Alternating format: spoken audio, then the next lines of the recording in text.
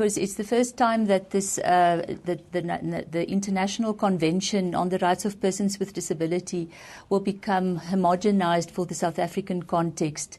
And in that convention, which South Africa ratified, we have accepted as government the commitment to acknowledge the rights of persons with disabilities at all levels, to be integrated into society, to live a meaningful life in dignity and with respect. And I think the great thing that's going to happen today is that the major disability organizations will all pledge their support for the white paper and will all make it their mission to buy into the implementation of the convention. And apart from the disability organizations that will be present at the summit will be all the main government departments. And each of the government departments, through this new white paper, are getting obligations and implementation objectives on how they can make a better life, how through their services they can ensure that people with disabilities have access to this good life and to growth and to development and to participation, to belong in society. I'm sure you watched a little bit earlier the story of Mfeki Shezi. I saw at times your face is quite emotional when looking at that. That story is very familiar, though, of our education system at times here in South Africa. Is that one of the challenges that we simply have to overcome?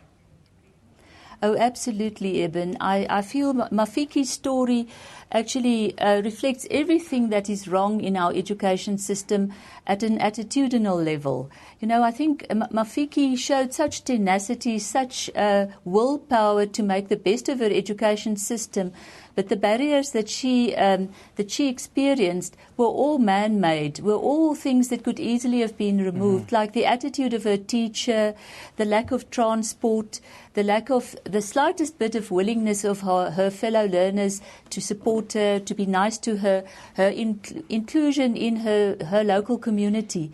And I think our education policies are really focusing on this to make sure that everything is in place within the schooling system to capacitate teachers to deal with this diversity. And that covers the whole range of diversity, from a kind of severe disability, physical disability, blindness, learning difficulties, and specific learning difficulties that you refer to as special needs. And that we have teachers equipped, to deal with the diversity, that they know in their classrooms how to adapt the curriculum, how to make concessions. We've got lovely policies on how to give extra time, how to help, and so on. And it's basically starts with the willingness of our system to make this change. Marina, if I'm a parent and I feel that right now my child is not being cared for in a public school, what would your advice be to me? Often parents just yank their children out of schools, but is there a different route that you would like to see them take, maybe? Oh, absolutely. I do think that the first thing that a parent of a child with disability or learning difficulty has to do is to make a contact with the school principal. We insist that every school have a school-based support team and one coordinator that works with the teachers to support learners with learning difficulties, because you've got to assume that within every school in the country there are at least 10 to 30% of children that need support in some or other way. The next step that has to be taken is that parents become a partner of the teacher and work together with the teacher. We've got a policy on screening, identification, assessment and support which regulates how parents are involved in decision-making around the support that's given to their children. And that you build up this relationship, that you work with the school, and that you also become an activist for your child's rights. And that you make sure that if the school doesn't give you what you need, you take it to the next level, the district office, or you could write to your head of department of the province, who would direct you to the right place, who will be able to support you. Mari, fantastic. Thank you for joining us today, and all the best for the summit today. I hope everything will go quite smoothly. Thank you once again for joining us. Thank you. That Thank was you very much. Mari Skuman. She's the Chief Education Specialist at Inclusive Education at the Department of Basic Education. The Disability Rights Summit takes place today. starts today at, in Tshwane. That's Pretoria, for those of you that don't know the city of Tshwane. Anyhow, let's take a quick look at what else is going on in South Africa. Sentencing proceedings will continue in the High Court sitting in Palm Ridge this morning. Sindisiwe Mangele was found guilty yesterday of stabbing Nkululeko Flabba at his home in Alexandra on the 9th of March last year. Lots of comments around this. Let's just take a quick look at what people are saying with regards to that. ONSA, mind how you go, Flabber. Dearies, you don't want to go telling all us angry lovers. It's okay to go stabbing and cutting wrists, says Teresa. Ayabonga says, Flabber case exposing our country's double standards. When is it acceptable to take a life? Who decides when crime is punished or overlooked? The evidence normally does. Papa Vutlari says, today marks a year since the death of Flabber. Thank you, Papa. That's some of the comments with regards to that story in the news. Let's take a quick look at what's in the courts here in South Africa today. We'll start here in Johannesburg, of course, where the sentencing procedure for the convicted Sindisiwe Mangele is expected to continue. Mangele has been charged with the murder of Nkululeko Flabba. Then, in Port Elizabeth, a man who allegedly killed his 67-year-old wife over chicken livers in Willowvale is appearing in the court there to face a charge of murder. Funny story, he woke up at 1:30 in the morning and attacked her because she didn't cook chicken livers.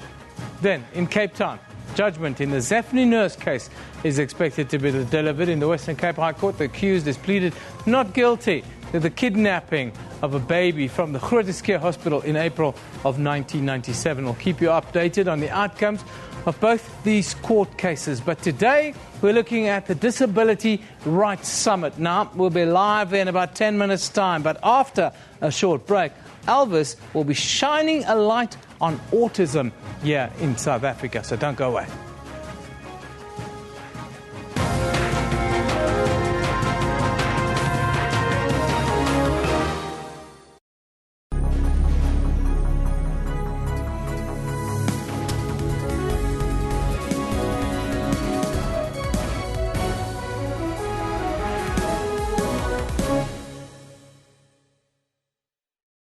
Get all the latest news from the SABC's online news services on our website. Breaking news and in-depth coverage of everything from business, sports to politics and lifestyle. Catch the top news clips and watch live streaming of major news events on the SABC News YouTube channel whenever. Stay connected on the SABC News Facebook page and have your say on news that matters to you. And for the latest headlines and live updates from our reporters, follow us on Twitter. SABC Digital News, anytime, anywhere.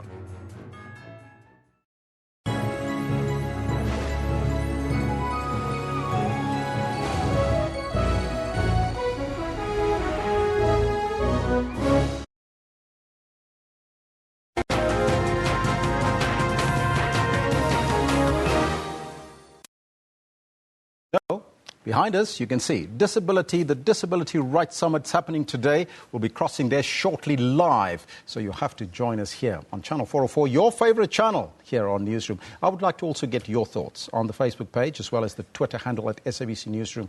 What do you make of all of this? Now, we're joined in studio by Thando Makapela from Autism South Africa. Autism South Africa is a non-governmental organization which aspires to achieve a society in which persons with autism spectrum disorder, or ASD, enjoy all the rights and opportunities to meet their needs and fulfill their potential throughout their lives as loved and valued members of their families and communities. Also joining us is Shani Lutz, is that correct? That's correct. Shani Lutz from the Ernie L Center for Autism. Now, a wonderful morning to you, ladies, and I think it's all a great morning, and I can hear some sound in the background there. If somebody can just cut it so I can actually engage with you, ladies. Now, let's start off with you, Thando. Tell us about Autism South Africa, and what is it that you do? Okay. Autism South Africa is a national body that deals with ASD in the whole country. Mm-hmm. We do training, we do advocacy for parents, professionals, and the community at large. And my position there, as a parent of an autistic child who just turned 22. I am the regional development officer. I service the Northwest. I train communities, professionals, and the parents. We're doing the whole broad awareness on autism. As autism is a unique disability. Yes. You know, most of our communities do not know what it is. Our children have been given labels of being cursed, of being bewitched, or being spoiled brats. So as Autism South Africa, we're trying to shift that mindset. People should know what autism is. As it is being not clinical as well. Autistic people, you cannot, it's not clinical and it's not visual. They look like us. If an autistic person walks through that door, you will not tell until you interact with the said person. Then you'll find out there's something wrong. And the most two characteristics that they have challenges with, it's social interaction and communication. So those are the two areas, although we have more characteristics, but the two main ones are social interaction and communication. So that's the only way that you can identify autism? Person with autism? Yeah, we also run clinics where we sit with professionals. They go through a pile of a document, which is called ADOS, and they go through that document, and it gives them some numbers to tell if a child has got ASD. Why is that awareness so important, especially for communities? It is important because I think we have lost quite a bit of children in the system because parents not knowing what's wrong with the children, communities not knowing what's wrong with the children. More especially, we've been left out of important documents. We've made so much noise. This is why from here I'm going to the Disability Summit. And I'm in all the forums, most of the forums, I'm just shouting about autism. Because, you know, most of the government departments do not know. So we're getting the government departments to work with us, to let them know there is autism and it's a unique disability. Shani, you're also joining us from the Ernie Els Autism Foundation. Tell us about how the foundation came about. Okay, thanks for having us here. Ernie and Liesel Els, so in South Africa, Ernie's name is a very powerful tool. Ernie and Liesel have 2 kids, and their son, Ben, was diagnosed with autism almost 10 years ago. And initially it was very difficult for Ernie and Liesel, but they realized they had an opportunity to bring awareness and opportunity in South Africa. So in 2011, we developed the local Center for Autism, which empowers parents of children on the spectrum. So whereas, Autism South Africa has a variety of things that they do, we focus on empowering the parents to teach their kids a variety of skills. So at the moment, we have about 100 families that we work with across the country. And we are currently situated in Braamfontein, but work in every province and are just starting in a little satellite office in Cape Town. But we really do have families far and wide. And our goal is really to tap into the powerhouses that are the parents of our kids. Now, coming back to you, Tando, what are some of the challenges that people with autism face on a daily basis? Wow.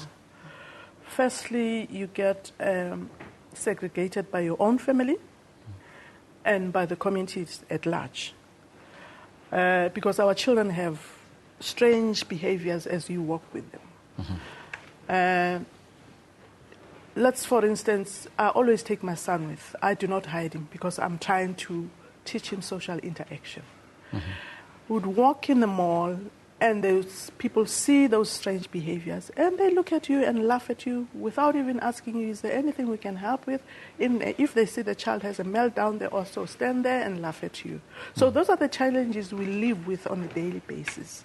So this is why this broad awareness, people should know autism is a disability that is so unique, and they should know the characteristics of the said children. The families that you work with, Shani, 100 families you mentioned, what is the sort of information that they require to empower them to make sure that they bring up a child with autism? It's a really good question.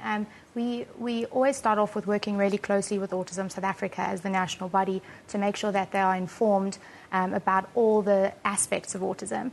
But it's really important for parents to know that there are certain evidence-based practices that are more useful for our kids on the spectrum. So there are a lot of things out there that say that they are helpful, but we stick to evidence-based practice, and that's why at our centre we use a web-based program from the States, which is primarily focusing on applied behaviour analysis or best practice teaching methods to help our kids understand a variety of skills. So from toileting to communicating to interacting in social situations. And it's all about helping parents understand how to break these skills down and how to help their kids in a way that will make the child more confident and more successful.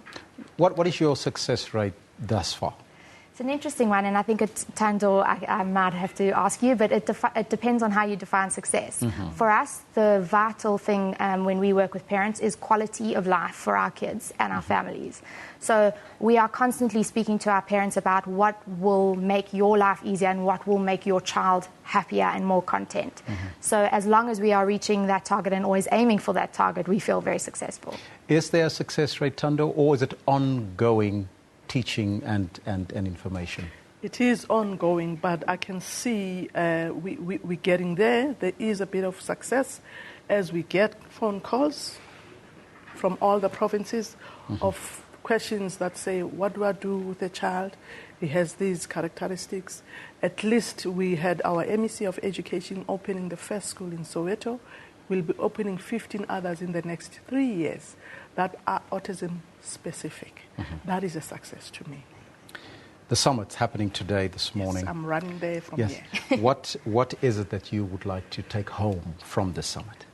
Firstly, I want to be heard with the society at large in the autism environment. I'm going to be in some commissions to strengthen visibility of autistic community. And I want, our principals to have some policies. We have very good policies, but autism has to be included in those policies, and they should be implemented. Yeah. Your foundation, the Ernie Els Centre for Autism, what is it finally that you want to achieve? And you're also going to the summit? I'm unfortunately not, but I'm going to be bugging Tandor to give me all the information afterwards. At the end of it all, what do you want to achieve? We want to make sure that parents feel that they always have support. It doesn't matter if they have every resource in the world or no resources. Often parents are left feeling at a loss for where to go. And I think for us it's really important that we are providing our families with support, with guidance, with resources and with opportunities to make sure that every parent who has a child on the spectrum feels like they have a place to go and that they will be guided throughout this journey. People want to get hold of you at the Ernie Els Centre. How do they get hold of you first and foremost, Ishani? They can give us a call on 011-484-7254 or go to our website, which is ernieelsforautism.co.za. Ernie Els for Autism is one word? One word, except with the number 4. Ernie Els for Autism 4. So Ernie Els for Autism. Oh, Ernie, I see, for autism. Okay, wonderful. And for you, Tando, how do parents and families get hold of you? 011-484-9909. 909. Yeah. Wonderful. Ladies, thank you so much for joining me here in studio. And all the best of luck with the summit. Thanks for having us. All right. Thanks. Now, there you have it. That was Tando Makapela from Autism South Africa and Shani Lutz from the Ernie Els Centre for Autism joining us. It is the summit today. We will be crossing there live in a short while, but right now it's over to Evan. Yeah, obviously we're counting down to the start of the Disability Rights Summit in Pretoria this morning. The event will be carried live right here on the Newsroom show. By the end of the summit, a white paper will be adopted in an attempt to further strengthen the human rights of persons with disabilities in South Africa. Now, for a little bit more detail ahead of the summit, let's cross to Sipho Stierman, our reporter in the capital. A very good morning to you, Sipho. I know you're standing by with a guest from the Department of Social Development, but just give us a quick overview of what's happening there right now and then what's the expectation? Well, a very good morning to you, Ben. Today is, of course, day one of the Disability Rights Summit. This is a 2-day summit starting today, and then it will continue tomorrow. What is happening here, of course, is that they are analyzing the white paper on the rights of people with disabilities in the country. The white paper, of course, was approved by Cabinet in December last year, and now they are coming together with the view of trying to implement it, making sure that all the policies and the things that I've outlined on that white paper are implemented, and that they empower the lives of people with disabilities. And to tell us more about actually how this white paper is going to actually make an effective change, because often with these draft reports and papers, it's all good on paper, but it does not go on the ground. And that is the view here, that how do we get this to go on the ground and to uplift the lives of people with disabilities. And I've got Beni Padibe with me here, who's with Social Development, who's just going to tell us the key points of this white paper and really what it stands for. Sir, can you please tell us, when we talk of this white paper, what does it stand for? What are its key points? Good morning. The White Paper on the Rights of Persons with Disabilities is a document that speaks to the process of domesticating the UN Convention on the Rights of Persons with Disabilities. It's got strategic pillars, for instance, strengthening the voice of representation of persons with disabilities, removing access, things like barriers to access to participation, looking at aspects of building an equitable state machinery which has an institutional arrangement that accommodates persons with disabilities. So those are the pillars that are in the policy. But then it's got an implementation matrix that gives policy directives to all government departments to say what are the lead agencies for specific policy directives that need to implement. Now, this matrix must be updated and reported on every year. The reports have to be finished to Cabinet for approval, and this is very important because it's sort of an agreement, let me put it that way, that brings together the disability sector and government to say what are the aspects of the white paper that need immediate translation into law, what are those services standards, norms and standards that must be developed, and what are the implementation plans that must be put into place. So that would be the biggest essence of the white paper itself. All right, and we know with this type of summits, we always thought that they are talk shops and they never really come up with concrete resolutions. Can you tell us here, as an official of the social development, is that when we leave here on Friday, we're going to have concrete resolutions that will be implemented? Absolutely. There would be outcomes within this. Firstly, we are going to agree on an agenda, disability agenda, 2015 to 2030, in line with the National Development Plan. That's the first thing. Secondly, we are going to agree on the domestication process of the United Nations Convention on the Rights of Persons with Disabilities with regard to legislation audit and how this now is translated into law. Thirdly, we are going to agree between government and the disability sector. What are the implementation issues that are key in order to reach the people on the ground? All the service delivery mechanisms, all the processes, all the standards, and all the facilities that are needed in that case. So you see that in the declaration, there would be resolutions. In fact, let me put it that way. In the declaration, there will come out a plan that says this is how we move forward. And remember now, there will be a review every 4 years of that implementation plan to see how far it has gone, how far it has worked, and what benefits have come out of that particular plan. So that is the concrete steps that are going to be taken from this deliberations. All right, and just very lastly, the word that's going around is that this is the first of its kind, this summit. Why is that so? Look, there was a summit in 2012 that we held, but this one is unique simply because it's got two things. One is it's got all government departments, the disability sector, and the president will officiate over it in terms of opening it and launching the white paper on the rights of persons with disabilities. Secondly, the sitting of the presidential working group will happen here behind closed doors. It's a closed meeting, and this summit has accommodated that particular aspect of the work that needs to be done in terms of the work streams and so on, and priorities of government. And the interaction is important, you see. So that's why it's a first of its kind in a manner of speaking. But it will produce results that are tangible, outcomes that are implementable, and are also in line with the medium-term strategic framework of government. As well as okay, well, thank you very much. Well, you're hearing from yourself, they're saying it's the first of its kind because this one is going to have real outcomes. It's now back to you, Eben.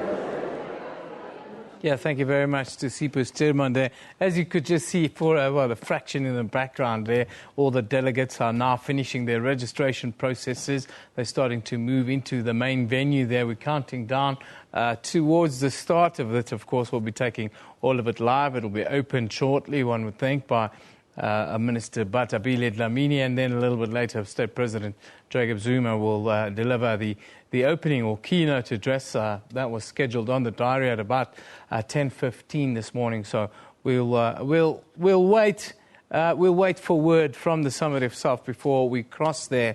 Let's take a look at some of the comments with regards to the Disability Rights Summit. We don't have those comments yet. Let's move on and take a look at the story of Amanda, who lost her eyesight following a motorcycle accident. Hope is being able to see that there is light despite all of the darkness. I actually was flung off my bike, and they say that my injuries was quite serious. I had some brain injuries. I can't smell or taste. I didn't know I was going to be blind. Meet Amanda Blom. Her life took a dramatic turn after a horrific motorbike accident. This happened 28 February 2010. So it's nearly 6 years now. We were driving out of Fredericksburg, and we were actually not on speed yet. And just outside of Fredericksburg, a drunk man, 9 o'clock on a Sunday morning, stepped right in front of me. I had no chance of swinging out, etc. It was fatal on his side. She says the grace of God was so evident. They were traveling with a team of medical doctors and specialists who took care of her. Unfortunately, the young man who she collided with died on scene. At the side of the road, they looked after me, and I was then ambulanced to Bethlehem, to the hospital, where they removed my left eye, and then I flew to Pretoria, to Eugene Marais Hospital, where I was medical induced for 2 months, and then a month in the rehabilitation center. Though she is now completely blind and declared medically impaired, the amazing part after such degree of impact is that she lives to tell her story with full brain and body functionality. I had some brain injuries. I can't smell or taste. Amanda doesn't remember the accident, but her older sister Hilda, who was part of the convoy, remembers all the events of that day. My husband and myself were riding in front. I was a pillion rider, meaning I'm riding behind him. And Amanda actually asked to ride behind us. And my husband's way is always to, normally he was always driving in front. He would look in the rear mirror and look if the lights are coming on. And as we went over a little hump, he actually started slowing down, and I said to him, "Why are you slowing down?" Because we can speak to each other on the intercoms. And he said to me, "But I don't see Amanda's lights coming." And he was going slower, slower, slower, and then the next moment the light came, and he says, "Oh yeah, there she's coming." And that light was our youngest son coming with a motorbike, saying to us, "We must turn around." But as he stopped us, he said to us, he was talking to me, he said to me, "Hilda, Amanda was in a very bad accident, and I don't think she lives anymore." And it was like, now we've got to turn around, and you don't know what you're going to find there. So it was Bay weekend, and the farmer, from the compound, like we say, where the workers stay, and where the farmer's house is they must cross the road. And this guy had a little bit too much to drink. And then we don't understand why, because normally you'll see if you drive in a car, and I've watched that afterwards, if you drive a car or even a motorbike, doesn't matter, any vehicle, and somebody is standing next to the road, you always look at that person and you see the person acknowledges you, and then you look away, because if you keep on looking to him, you'll right to him. So you look, and we think that that's what happened, because Nico, that was behind Amanda, said the guy acknowledged he saw Amanda. But I don't know for what reason he just went forward. Amanda mostly suffered head and face injuries, losing her left eye completely, as well as sight in her right eye. He was the first one that got to her. And he said to me, there's something happened to her eyes. I saw her eyes popping out. And I still said no, because the eyes were like pools of blood.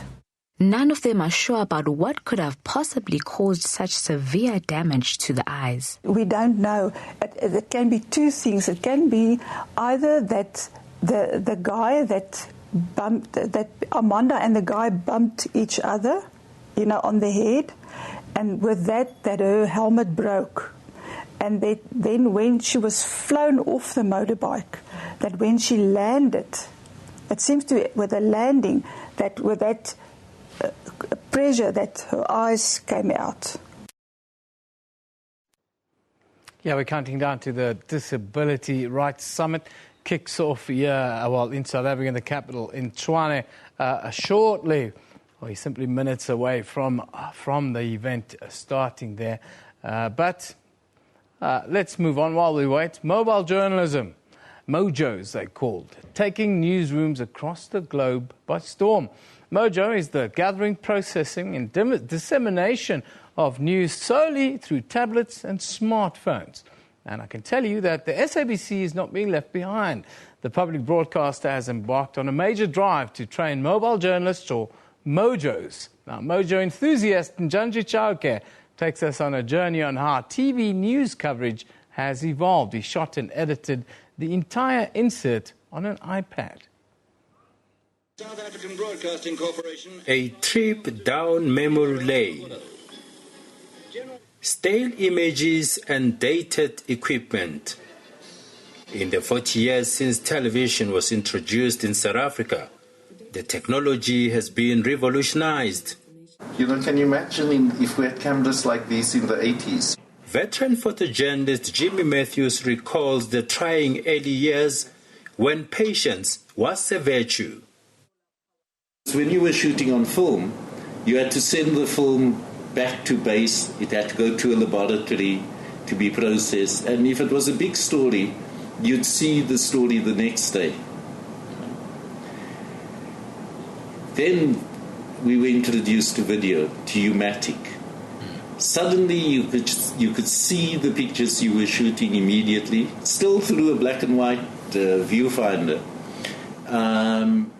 But you could actually see the pictures immediately. And that was just fantastic. And you had 20 minutes on a cassette. According to the latest Home Affairs... TV news coverage has changed radically from equipment and quality to immediacy. So I went from film to video, U-matic, Betacam. And the Betacam cameras that we had a recording pack. And an umbilical cord that connected the camera to the recording pack. And then we had the Unicams, great step forward. So in my time, I saw a camera crew go from 5 people to 1 person. Take it a step further. Enter Mojos or mobile journalists. Supplementing traditional, more cumbersome news coverage. With a cell phone or tablet, the broadcasting world is your oyster. Reporters and camera operators can capture images, edit, and send them to the newsroom almost immediately. With this software and with Mojo, you are able to grab something, package it, put it out to air so that you can keep your audience coming back for more, because obviously the audience will be keen to see what's next on the story, what happened, what is the follow-up, and that's where your full package can just come in. So I think this is very progressive. Breaking news splashed on our screens without delay. Newsroom staffers are embracing mobile journalism. Then I pause, then I cut it there. I want to cut it there, so I'll trim split. This is the future of news. And it's a game changer for us as journalists, because it seriously means that at any given point, at any given time, you can file a story, you can file an interview, and you can even go live. Zooming in now, come out. One can actually take a color piece outside of the stadium while fans are streaming into the stadium. One can film them and just have color pieces inside the stadium when you're sitting on the gallery, talk to people there, and put it together and file it right away from where you are sitting instead of coming back to the office. And as for the equipment required to go mojo, a smartphone and the right app for recording, editing and transmitting video clips. From the era of cutting, splicing and joining film to the seamless capturing, editing and sending of video clips, what started as citizen journalism is now setting the trend for the modern journalist. Whether you're a TV, online, print or radio journalist, mobile journalism has crossed the divide from the realm of the amateur into mainstream professional journalism. Janji Chauke, SABC News, Johannesburg. Nice work there. Most of the images there from right inside of our own newsroom here at SABC News. Nice to see the world changing. Yes, some of us come from the dark days of black and white. Just feels like a lifetime away now. Anyhow, mojos. Be on the lookout on all of our platforms, especially on the social media platforms, on the Newsroom Facebook page, our Twitter feed, and so forth. We'll be putting some of those mobile journalism packages. We'll be putting forward. And I'm sure you guys will be enjoying it. Anyhow, it's 10 to the hour. We're still waiting for the Disability Rights Summit to get underway in the capital, Tshwane, at the St. George's Convention Centre. That's right. But let's now get a complete weather update with Tsietse Monare. Elvis will be back at around the top of the hour to hopefully take us to the summit. See you then.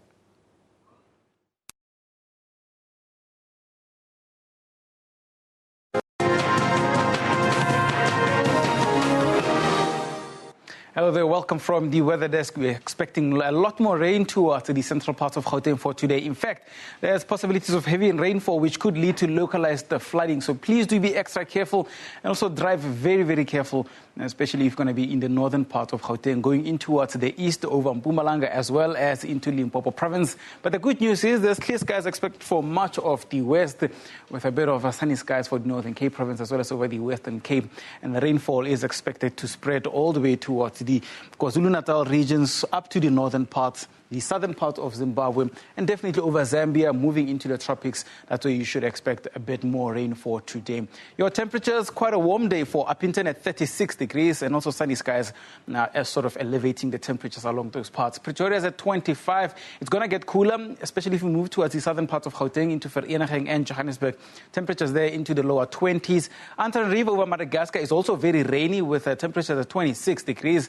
A bit of a low pressure cell moving in over the northern parts of Madagascar. Beira is at 33 in Mozambique with Harare at 28, 29 for Lusaka. Sunny skies for Walvis Bay as well as Windhoek, Keetmanshoop, and into Swakopmund over Namibia. The Saturday afternoon is going to be quite a warm one for the northeastern parts as well as along the coastal regions. But staying with the coast, a lot of rainfall is expected there, spreading from Yaoundé going down south into Luanda. And you see over the interior, there we're also expecting scattered showers with the possibilities of thunderstorms closer towards Kigali into Kampala as well as over Bangi. Do expect a bit of rain along those regions. 25 for Kampala is your maximum temperatures. It's going to be quite a warm day despite the rainfall into Kinshasa. Temperatures at 34 degrees, including Brazzaville. So the tropics, although there's lots of rainfall, although it's going to be quite cloudy, there'll still be a lot of heat trapped between the Earth's surface and over the clouds. Yaoundé, 32 degrees, 39 for Bangui, and Juba reaching a maximum of 38 degrees. Some outdoor events are very much encouraged towards places such as Damascus and Baghdad, including Riyadh, as there's no rainfall expected along those paths. It's basically going to be clear today as well as into tomorrow. You can see widespread sunny conditions from Mecca going all the way towards Al Jawf. Al Jawf being very hot at 37 degrees, usual conditions there. But have a look at El Fashour at 46. Nice and hot weather is expected along those parts. Khartoum, 39, 29 for Djibouti, and Sana'a is at 27 degrees. Riyadh getting a little bit cooler at 28. And partly cloudy skies moving all the way from the coastal parts, coming up into Lagos as well as towards some parts of Conakry. Otherwise, clear conditions from Senegal going all the way up north into Morocco. We're expecting those sunny skies to prevail up until the weekend, so it should be a lovely weekend coming up along those parts, except maybe because the temperatures are going to be so high up for N'Djamena, 43, could get a bit uncomfortable towards Naimi as well. Cloudy conditions are expected, but temperatures are into the lower 40s. Bamako is at 40, joining the pack just recently. Since yesterday, temperatures have been going up by 2 or 3 degrees every second hour or so. Dakar is at 24, Marrakesh at 18, sunny skies. Basically the only one that's sunny towards Morocco. The rest are expected to be nice and rainy, going up towards Tunis. Weather at sabc.co.za, that's where you can reach us for communications. Otherwise, do stay tuned. There should be more here on SABC News.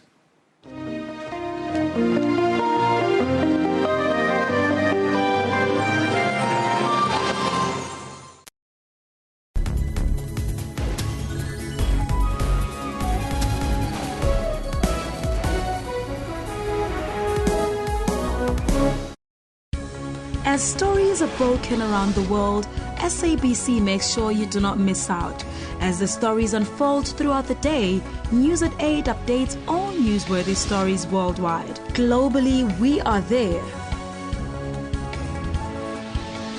Locally, we leave no story untold. Make a date with News at 8 every Saturday and Sunday on SABC News, Africa's news leader. Controlesa is actually stirring the pot here. I'm sure they've been consulted as Controlesa. They did not see a snake. Now that in certain areas there are certain benefits that might possibly be accruing, there is a snake, now we need to reverse the process. I agree, but it is not above the sovereignty of the people. The very same court you're talking about. The sovereignty of the people, probably you should explain that to me. The sovereignty of the people is above everything. It is not proper the way facts are presented to the public. Are you in contact with Kgosigolo Motshodi? He was kicked out by the court because he wanted to be amicus curiae. For your weekly dose of all things legal, join Dumile Mateza every Sunday at 2 p.m. only on SABC News Channel.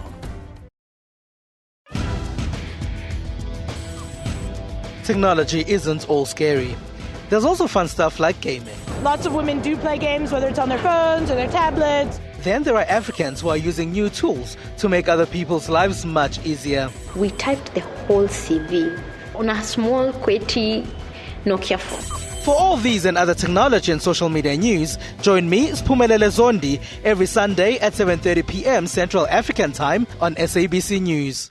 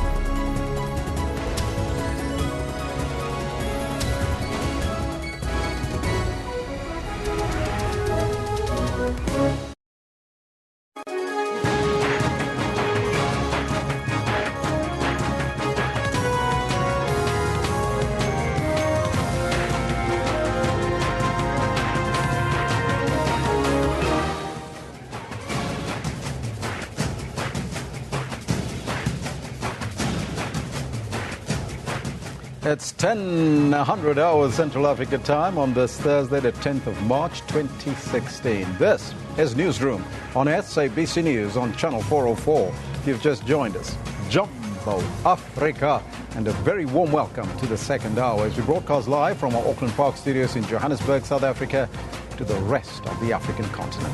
I'm Elvis Preston. I'll be with you until 12 o'clock, and you have to stay with us. We're not asking you a question today because it's very obvious that you need to comment to us. Give us your comments on, as you know, today, the spotlight is on the rights of the disabled. I'd like to get your thoughts on the Disability Rights Summit, which is taking place this morning. Across there live in a short while as soon as it gets underway. As you know, we're also streaming live on YouTube with the entire show available on our YouTube channel. Let's now take a look at our news headlines.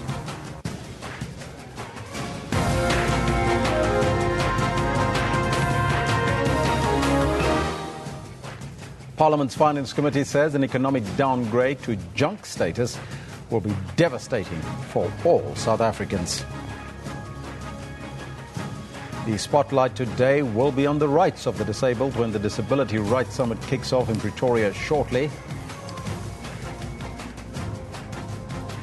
And members of the United Nations Security Council are negotiating a draft resolution that would tackle the escalation in sexual exploitation by United Nations peacekeepers, particularly in Africa. Now, those are your headlines, but before we get to the news, let's find out from Kendall Makamate what's happening on the sports front. Very good morning to you. Good morning, Elvis. A very interesting morning it is. We're talking about Maria Sharapova as well as a whole host of other matches that were played on field. Good morning to you. This is what we've got for you in terms of the sports.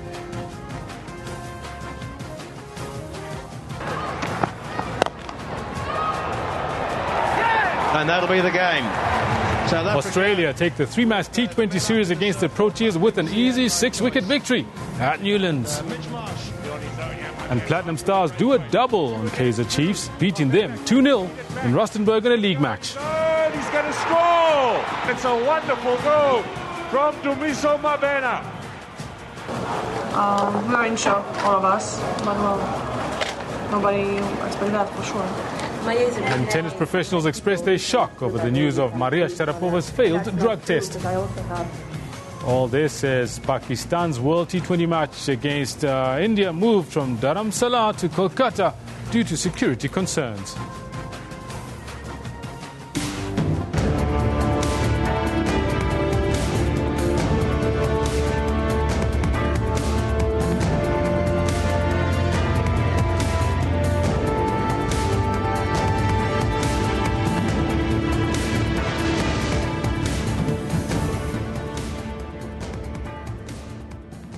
Today sees the start of a Disability Rights Summit in Pretoria. The event will be carried live right here on your favorite channel of choice, Newsroom, Channel 404. By the end of the summit, a white paper will be adopted in an attempt to further strengthen the human rights of persons living with disabilities in South Africa. Now, for more on the summit, let's now cross to our reporter, Sipho Stierman, who's in Pretoria. He's standing by with the guest, but before he gets to his guest, let me find it from you, Sipho. What is the current situation there at the summit? Well, good morning to you, Elvis. Yes, what's happening here currently is that delegates are still streaming in. They're coming in, getting their registration correct before they go to the main venue where, of course, they'll be addressed by the President Jacob Zuma, as he opens this Disability Rights Summit. So as the delegates are coming through, we are grabbing them and talking to as many of them as possible. Remember, this summit is co-hosted by Social Development and the Disability Sector in South Africa. So there's a number of stakeholders here representing a variety of groups, and right now with me is Commissioner Nomasondo Mazebuko from Albinism SA. Ma'am, tell me from your organization, what do you expect out of this summit? From this summit, we are expecting that the President will be coming to talk to us as disabled people, especially that we have formed a presidential working group. It is the first time that we are going to be meeting with the President, and we are going to put our issues as disabled people. that we need to address them. Specifically as the Albinism Society, we find that now in South Africa, people with albinism are hunted. We're all living in fear. We don't know who's next. And we're saying to the president, we need certain things. One, we are not safe as South Africans. Two, there is no system in place to say what do we do with people with albinism. Specifically at the United Nations on the Human Rights Committee, it has declared albinism a disability. Two, we've got the 13th of June where we're celebrating the Albinism Awareness Alliance in the whole world. So we're saying as South Africa is a signatory to the UN, we're expecting that the situation of people with albinism is escalated. So we're going to talk to the president and say, as people with albinism, we need certain issues too, that we don't have assistive devices, and we find that our people are not employed. And specifically, our parents don't get counseling when we are born, and they always leave to say, as albinism is taken as a curse, most of them are saying, what have I done to God? And yet, a person with albinism is born from genetics. Both parents must be educated and be told that they are carriers of the gene factor 15, whereby they should allay all the fears. So we are here as the Albinism Society specifically to educate from the president downwards to the government. And then most of the people who spoke to you, they speak about issues of discrimination, that there's still a lot of stigma, as a person with a disability. Is that something that you think you've experienced as well? Yes. Disability in South Africa has been a wheelchair and a white cane. So as we come in, the impairments that we have, an impairment of the eyes and our skin is sensitive to a skin, we are discriminated upon. Even our sunscreen lotion is not on the essential drug list, so that our spectacles are not given freely because our impairment is the eyes. So we are saying we're discriminated upon. And when many people of South Africa sin, there are still myths that are saying we don't die, we disappear. The second biggest myth is that if you sleep with a young girl or a young woman with albinism, your HIV status will be cured. So everybody, even if you get into a taxi, people still feel that when you touch them, as albinism will be transmitted to them. And yet albinism is not contagious, and everybody must not discriminate. And sometimes, very particularly, as you come in as a bride or as a bridegroom, our families don't accept it to say, now we have brought a person with albinism, you're going to change our family tree.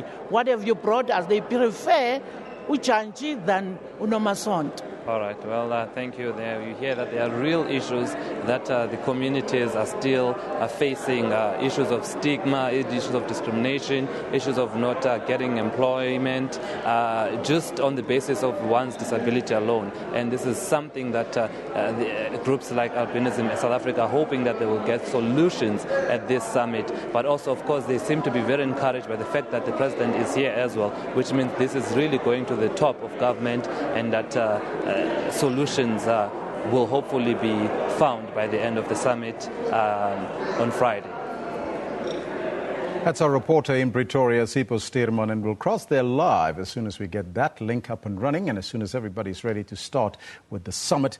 Very important summit today, focusing on persons living with disabilities. Now, you can send us your thoughts on the Twitter handle at SABC Newsroom. You can also do so via the Facebook page on here at SABC Newsroom. Let me know what's on your mind. What do you make of this particular summit? Now, the SABC board chairperson, Professor Umbulaheni Mugabe, has presented his inaugural lecture on challenges faced by persons living with disabilities. Now, he was speaking at UNISA, recounting his personal experience as a visually impaired academic and professional. SABC board chairperson Professor Mugabe calling for more opportunities for persons living with disabilities. He's lived almost his entire life blind. He lost his sight at the age of 5 after contracting measles. He says the professional world discriminates against people living with disabilities. Imagine government is saying people with disabilities in the government's workforce should constitute 2%, and we are far from reaching this quota, solely because, for instance, you will be asked whether you have a driver's license.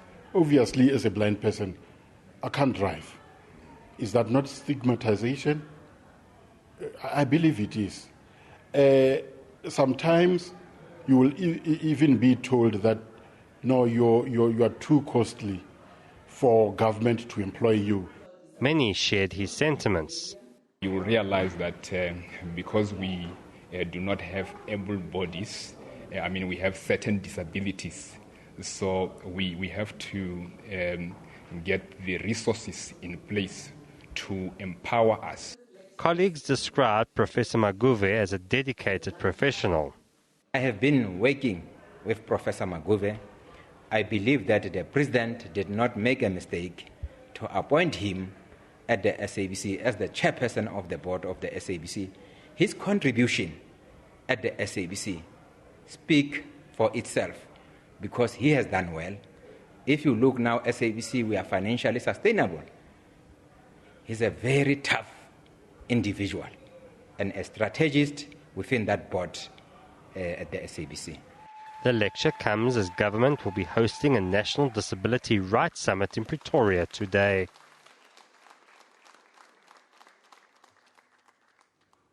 And as you know, we will be crossing to the summit live as soon as everybody is ready. Now, Mineral Resources Minister Mosebenzi Zwane is expected to take a final decision on the rescue operations at the Lily Gold Mine near Barberton in Mpumalanga today. The operation was suspended indefinitely last week after it was found to be too dangerous to send a rescue team underground. 3 workers remained trapped underground after the container that they were working in fell into a sinkhole more than a month ago.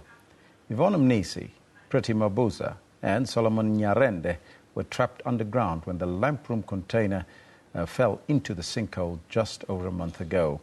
78 mine workers were inside the mine that morning.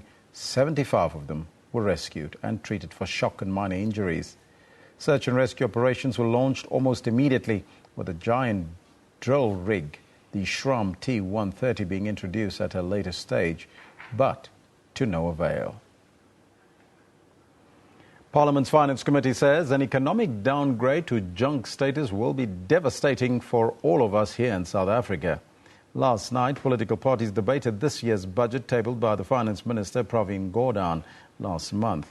Gordhan was absent during the debate as he is in the US on an investment roadshow. There is no doubt that we are going through tough times. There are clear dangers we need to avoid, but we are not on the brink of collapse, as many would have us believe. Deputy Minister Jonas, in his bid to allay fears that the country is facing an unstoppable fiscal cliff, the Deputy Minister says the government will continue to tighten its belt while at the same time cutting wasteful and fruitless expenditure. We shall do more with less. A core component of our fiscal consolidation strategy is to limit exposure arising from low revenue growth. Although opposition parties agree with the need to accelerate inclusive growth, they nevertheless raise serious concerns ranging from the public sector wage bill, policy uncertainty, and an introduction of minimum wage. Ratings agencies are circling us like sharks, ready to downgrade us to junk status at any moment. And whether we like it or not, ratings agencies do matter. The reluctance to introduce minimum wage reveals that the state does not understand the basic economics of minimum wage, which basically shows that it plays a transformative role. While the debate rages over how to get out of this economic quagmire, Moody's will be visiting the country next week to review the situation. Moody's currently rates the country 2 notches above sub-investment grade for foreign currency debt. The visit next week will serve to either maintain the current ratings or downgrade them. Manilisi Tubase, SABC News, Parliament. President Jacob Zuma says if South Africa and Nigeria move in the same direction, they will lift up the continent. He was concluding his two-day state visit to the continent's most populous country, the first by an African head of state since President Muhammadu Buhari took office last year. President Zuma was also given the highest honor of addressing a joint sitting of the Nigerian parliament.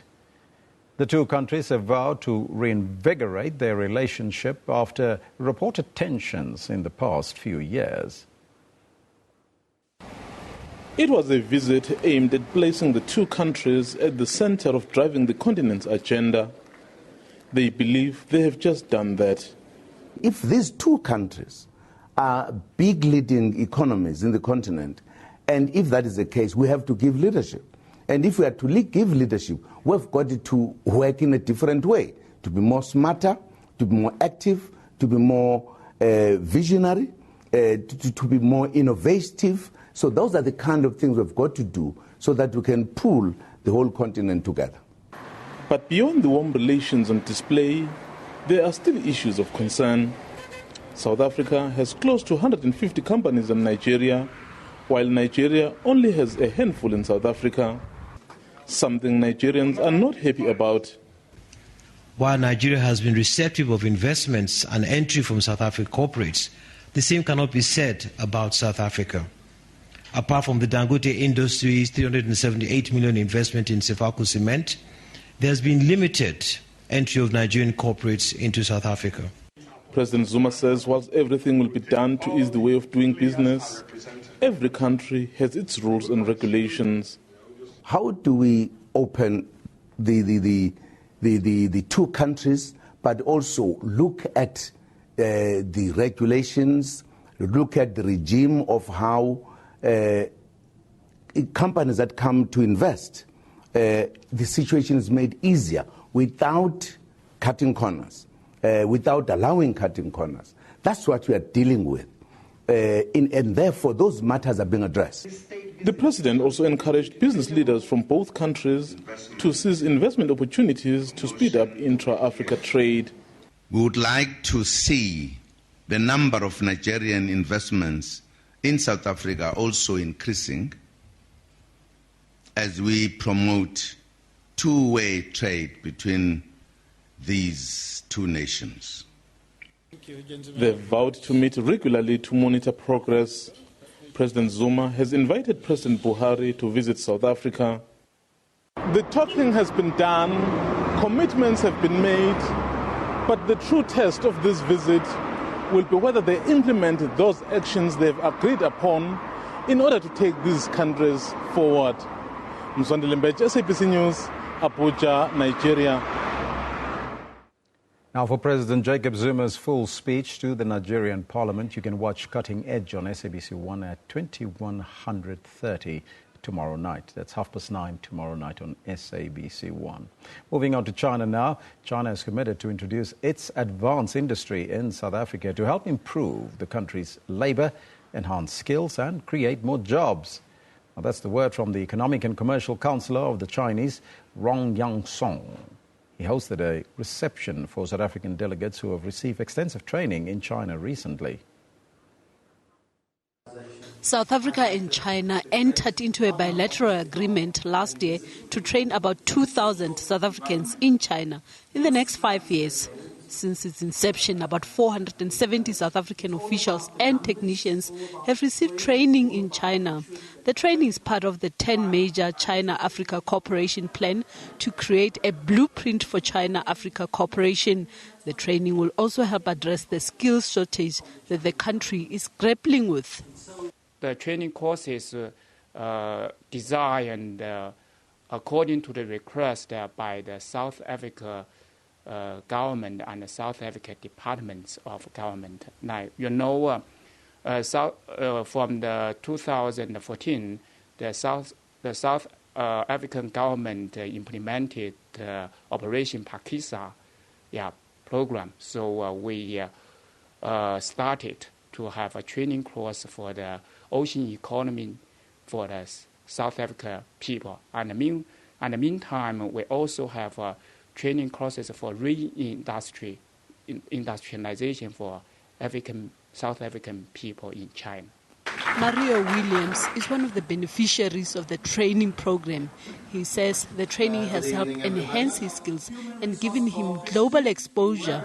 It would not add the value if we sit here in a class than what the experience is, because part of the program was visits to some of these development areas where we could see how they've developed, from scratch, how they had to make land where there was no land, how they had to actually negotiate with former owners of land to make sure that they are able to implement the plans that they had. And also to see some of the failures and the successes in real life. China's FDI to Africa is ranked 7th in the world, and the second biggest economy in the world has vowed to continuously provide South Africa with the support of capital, technology and human resources. Naledi Mulif, SABC News, Pretoria. 2 rhino have been found dead at the Mahikeng Game Reserve in the northwest. The 2 female rhinos were killed before being dehorned. The latest incident brings to 4 the number of rhinos killed in the Mahikeng Game Reserve since the beginning of the year. Please be advised, the following visuals may upset sensitive viewers. The Mahikeng Game Reserve is 5,000 hectares game reserve in the northwest. Located on the municipal boundaries of the provincial capital, Mahikeng, the reserve is literally on the town's doorstep. But it was a dark day at the Mahikeng Game Reserve yesterday, following another killing of 2 of its rhinos. According to the park manager, perpetrators cut off the fence to get access into the park. A 375 rifle was used to kill the rhinos. I received a call from a member of the public that saw 2 rhinos lying next to the Lichtenburg Road, approximately 150 meters from the fence. When I came out, I found the 2 lying here. It's not a mother and calf, but it's 2 females. One is about 6 years old, and the other one is roughly about 4 years old. Both of them shot and the horns removed.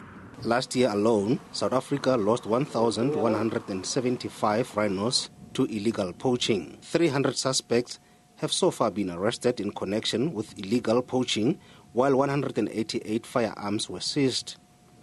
The park manager is pleading with the public to come forward and assist with information which might lead to the arrest of the perpetrators. Dal Khaitsewi, SABC News, Mahikeng.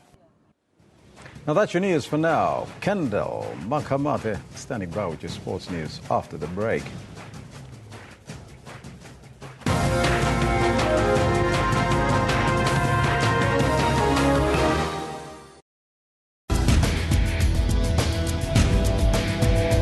In Africa, technology has created many new ways of doing things. ICT is an increasingly important part of everybody's life. It's being used in education, for social media, and now for farming too. The best thing about internet for a farmer is that we get to share information. On Network, we give you all the important African technology and social media news. That's Network with me, Spumelele Zondi, every Sunday at 7:30 p.m. Central African Time, only on SABC News. SABC News. We report, contextualize and present news and current affairs honestly, fairly and fully. We consider it a duty to provide consistent, relevant, useful and top quality information and analysis. Our mission is to provide credible, accurate and interesting news programming, bringing news into everyone's homes in everyone's languages. Thank you, South Africa, for relying on SABC News for quality news output and for making us your #1 source of information. SABC News, Africa's news leader.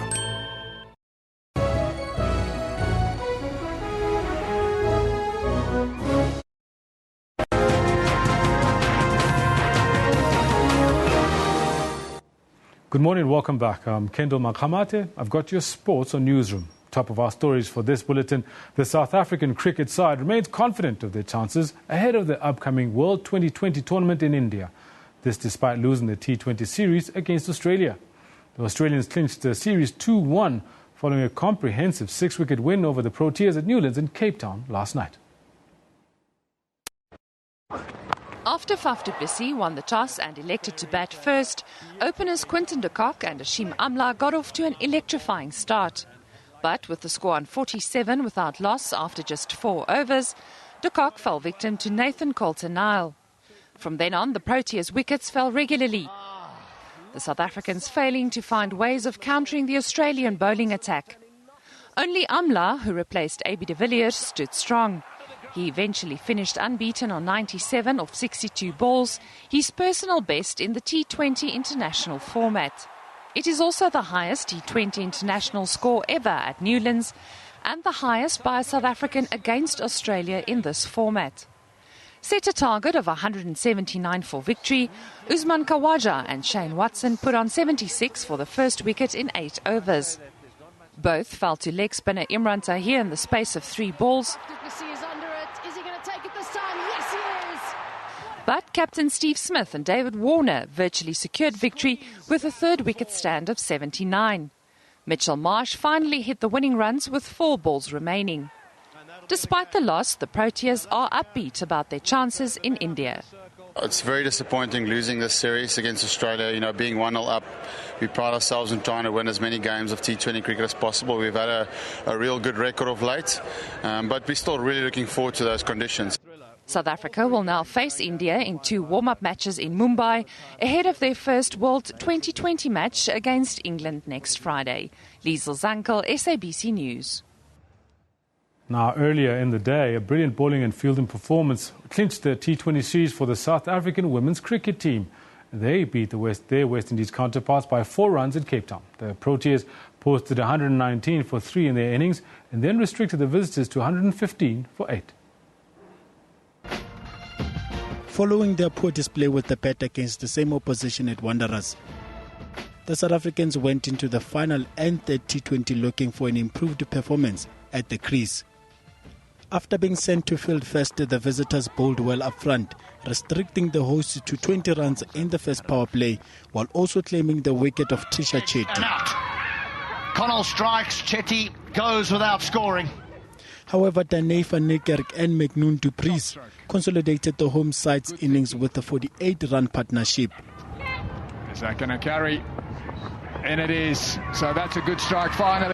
The Proteas, though, struggled through the middle overs with the runs and boundaries hard to come by. But the partnership between Marzin Kapp and Lisa Lee of 54 runs ensured the home side finished their innings on the positive note. In contrast to the host, the West Indies began their innings positively, recording 32 for 1 in their first power play. South Africa's fielders produced brilliant catches to get themselves back into the contest. That's going to be the catch of the series. In the end, the home side emerged victors thanks to a brilliant piece of fielding. Brilliantly today.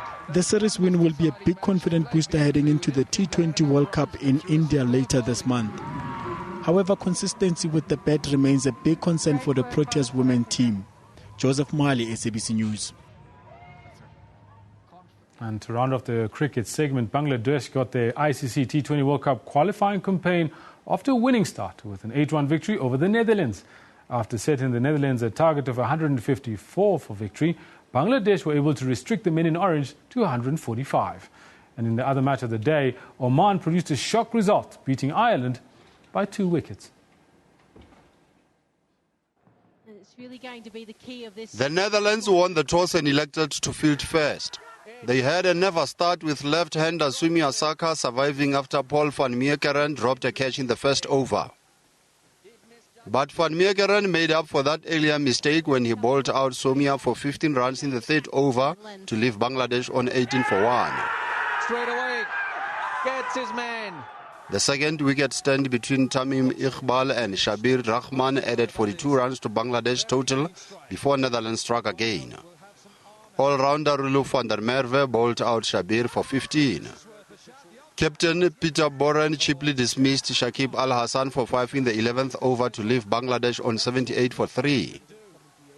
Tamim scored his 4th T20 international 50 off 36 balls to take the Tigers' total to 100. But Tim van der Gugten struck twice in the 15th over. He dismissed Mohamed Mahmudullah and Mushfiq Rahim for a duck to leave Bangladesh on 112 for 5. Tamim was superb with bat in hand for Bangladesh, His 83 runs propelling the Tigers to a total of 153 for 7 after their 20 overs. Needing 154 for victory, the Netherlands looked in the hunt with 100 on the board after 15 overs. The men in orange still had a chance to win in the 17th over, needing 40 runs off 20 balls, but the Tigers' bowling attack had other ideas, restricting them to 145. Pesing Carlos, SABC News. Now on to the PSL, where a goal in each half by Ndumiso Mabena allowed Platinum Stars to bag the full 3 points when they beat Kaizer Chiefs 2-0. The win elevated Dikwena to the 4th spot on the Absa Premiership log table, while Chiefs remained 3rd.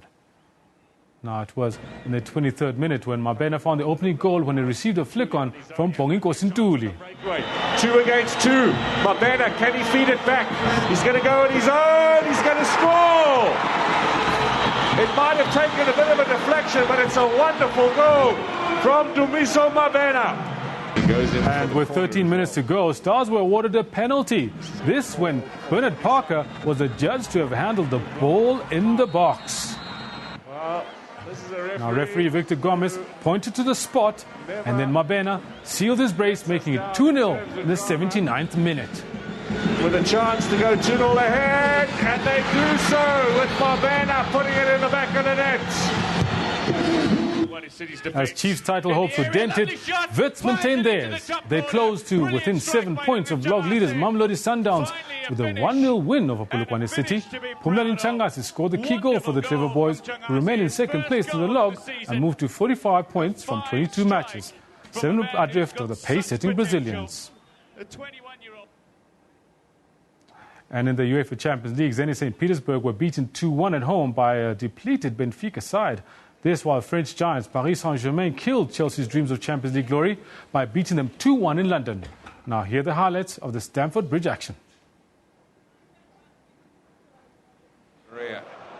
Oh, and Cahill went away from Ibrahimovic, and it's cost them a goal. At the far post, Rabiot came in. This time, Zlatan makes it, and Rabiot scores it, and they tighten their grip on this Paris Saint-Germain. By Pedro on Thiago Motta, hustling him out of his confident stride. And Diego Costa gets Chelsea back into the picture. All right, we're going to have to leave it there with the sports. Elvis is standing by to cross over to the Disability Rights Summit. Yeah, thank you, Kendall. Now, today sees the start of the Disability Rights Summit in Pretoria. That event will be carried live here on Newsroom in a short while. Now, by the end of the summit, a white paper will be adopted in an attempt to further strengthen the human rights of persons with disabilities in South Africa. Now, for more on the summit, let's now cross live to our reporter, Sipho Stirman in Pretoria. He's standing by with Advocate Wonderboy Kwai, and he's the chairperson of the Disabled Youth South Africa. Once again, a very good morning to you, Sipho. Is everybody inside the room already or still registering? Well, very good morning to you once again, Elvis. I can confirm to you that the President has arrived and the delegates now have moved in, are starting to move in to be seated for the official opening of the program. But we managed to just grab one quickly, as you mentioned there, Advocate Wonderboy Kaji, chairperson of Disabled Youth South Africa, who's just going to tell us, because the thing is, when we think of young people, we think of people that are active, physically fit, but then we don't think of the other side, that there are young people with disabilities. And he's just going to tell us exactly what are the challenges for this group of young people, if you can tell us, sir. As the presenter told that I'm the Advocate Wonderboy Kaji, the main challenge now that we are facing as Disabled Youth South Africa, more especially the disability, is that we are allocated to the Office of Social Development. Now, to implement the issues of disability is going to be difficult because social development cannot give mandate to the other ministers to implement the issues of disability. So now, if you are in social development, it will be difficult to deal with issues such like health issues, such like transport issues, such like higher education issues, because the minister cannot tell other ministers what to do. So now we wish that the issue of disability, the desk of disability to be in the office of the president, whom he can give mandate to all departments to comply with issues of disability. The main issue that we are facing now in schools, more especially in higher education, is the accessibility, because you will find that a person can be able to study with the other peers, with other youth, but because of the environment that is not accessible and because of the information that is not accessible to people with disability, a person will end up going to the schools that are designated for people with disability, to special schools, and to get education that is not more open, such like medicine, like law, such like pharmacist. So basically, you are saying that such lack of resources discourage young people with disabilities from entering the education field. More especially in higher education, because it's key, because education is very important, because I'm from poor background, I'm a disabled person. Today I'm here because I studied, I'm the advocate today. So education opened the doors. So to liberate the youth with disability, you must open the doors of learning, and above that, to open the space for enterprise to be involved in business, to capacitate them if you feel that they are not putting applications or they are not active, to be given a capacity to be able to deal with the issues of business, because we are the group that is previous disadvantaged. So by that virtue, we are still behind in terms of development in South Africa. So now, if government and private sector assist us in terms of giving us to capacitate us in order to be able to participate in economical, social issues, it will be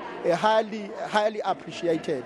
All right, well, thank you very much. They are explaining that lack of resources at school for youth with disabilities is one of the key factors, and the fact that they want the Office of Disability Office of South Africa to be moved to the presidency, where the presidency office then can be able to instruct other departments to implement policies that will likely come out of this summit. And with that, it's back to you, Elvis. Thank you, Sipho. That's Sipho Stearman live from the Disability Summit, the Disability Rights Summit, which is taking place today. As soon as the President starts to speak, we'll cross there live. Meantime, let's take a look at a story of Mafiki Shezi from rural KwaZulu-Natal, who was infected with polio from a very young age. Every life, no matter what its location, age, gender or disability. Mafiki Shezi from Wanqetho Emthombeni in Hillcrest has been living and still lives with polio. This is one lady with a giant heart who is disabled physically but not in spirit.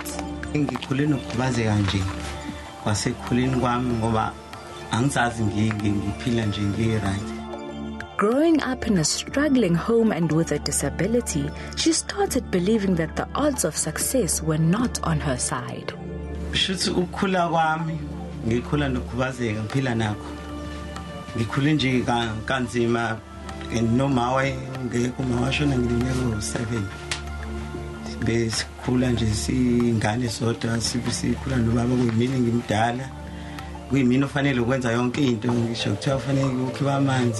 ngangizengithatha mhlawumbe isigubhu esincane lo2 liter ngiyokha ngawo amanzi ukuze kwazi ukuthi kuphekwe kudliwe ngoba bebancane odadewethu abanye. Esikoleni kwakunzima ngoba indlela engihambayo yayinde kakhulu manje esikoleni. Ngangifunda esikoleni mhlawumbe 3 days singagula ngisakwazi ukuthi ngesikoleni. Kwesinye isikhathi uze phezulu ukuthi unyaka ngize ngingaqhubeki esikoleni. Phinde ngizame ngolandelayo ngifunde futhi kuqhubeke kwesinye isikhathi ngiphase ngidlulele kwelinye class ngiphinde futhi ngiqhubeke futhi mangabe isimo sike saba sibi noma lini izulu ayingangiba nenkinga ke lapho ngoba ngizongakwazi ukuhamba indlela yimbi umgwaqo mubi ngihamba kona ngesikoleni kungekho ngisho imoto kezaziya esikoleni. She knows bullying in many ways, bullying at school due to her disability, something she had to deal with on a daily basis. ngoba nje benga-accept-ke kwakona nje ukuthi ngikhubazekile ngoba ngize ngayibona sengimdala ukuthi hayi ukhubazekile ngoba nasesikoleni uma igijima iy'ngane zingishiya zingafuni ukuhamba nami ngisho ngihamba ngesikoleni ngisale ngisho emgwaqeni ngifike late esikoleni ngangiba nenkinga nje.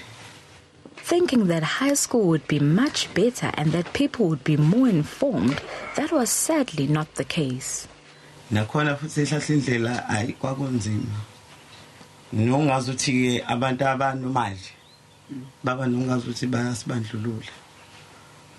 Uthola ukuthi ingane mhlawumbe izoloze ihleka umngane kaSibanibani umngane wakho lo uhamba ethi bazibalinganise. Okwangiphatha kabike ngifunda u grade 9. Ngalo esikoleni ngathi mangithi ngafika esikoleni ngakusasa ngafika uthisha ebuzile ukuthi ngoba ngangilova vele ngoba ngangigula ngafika ngaphatheka kabi ingane maseyilinganisa ukuthi uthisha uthe iphi lengane le ebuza ngestep iphi lengane le kwangiphatha kabi ke lokho azange kuze kungiphathe kahle. Because of her disability, she always tried to be ahead of schedule. That was the only way she was going to cope. Ngangizama ngayo yonke indlela ukuthi wesinye isikhathi ngibe early nje ngisho kunesikhathi ngisho uma ngabe ngesikoleni ngiphume early kakhulu la ekhaya ngenza ukuthi mangabe bengifica bangifica sengivele sengingakhona esikoleni mangabe ikhaya nithi ngangifuna ukuthi ikhaya ngenze sure ukuthi ongcono ikhaya sengivele sengizongena eklasini ngangizama nje ukuthi isikhathi sami sibe early kunezinye ingane. School grounds and corridors weren't the only places she felt discriminated. The community indirectly spoke to her through closed windows and doors. Wakhona nje endaweni uyibona ukuthi abantu baba nakho lokho ngicwasa ngoba kunezinto ngishohla kunama lezinto eziyenziwe inhlangano mhlawumbe kuthiwa kubizwa abantu abahlala ekhaya bangasebenzi ngoba ngeke ngahlala ekhaya mhlawumbe kuthiwa kuyathungwa noma kuthiwa kwenziwa into ethi mhlawumbe kuthiwa ecrash bebengezi mina ngomtshela bengizwa nje ngoba sengibona inqwaba yabantu sibeqhamuka lapho hawu kanjani kuba nami ngakwenza lokho kodwa babengezi uzongitshela kwesinye isikhathi bathi hawu besisikhohliwe kodwa ngikhulile la endaweni. After dropping out of school, she became more victimized within the community. Nabantu futhi babengilahlisa ngithemba mina ngoba babebuza ukuthi ufundelani vele ngoba ngeke uzosebenza indawo akukho la ungasebenza khona futhi nala ufunda khona vele futhi kukude kungcono kube kuthiwa wena uthola noma ngabe yinto nje ongayenza ebobuhleli ekhaya ngibe nalokho ke noba bengasebenzi ngikho umuntu osebenzayo hlala ekhaya ngaze nga break-up esikoleni eli mhlawumbe ngithole ngigadi ingane zabantu ube lo mali leyo gadalise ingane zabantu futhi mhlawumbe umunye angangikhokheli nje hayi kona kwakunzima nje. After years of feeling pity for herself, there came a time where she had to accept her condition and continue living a purposeful life. Isikhathi la ngoba angizamukele angizazi ukuthi nje akukho futhi okunye okuyobuye kujike ngayitshela nje ukuthi ngiyafana nomunye umuntu noma umuntu angathina noma ngahluka step mangihamba noma ngenzakalani kodwa ngiyafana nomunye umuntu. The United States has urged Zimbabwe to fully investigate cases of politically motivated violence and abductions. The appeal is one of the many that came as various groups marked the first anniversary of the disappearance of human rights activist Itai Dzamara.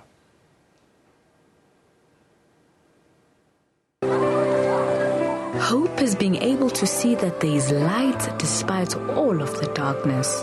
I actually was flung off my bike.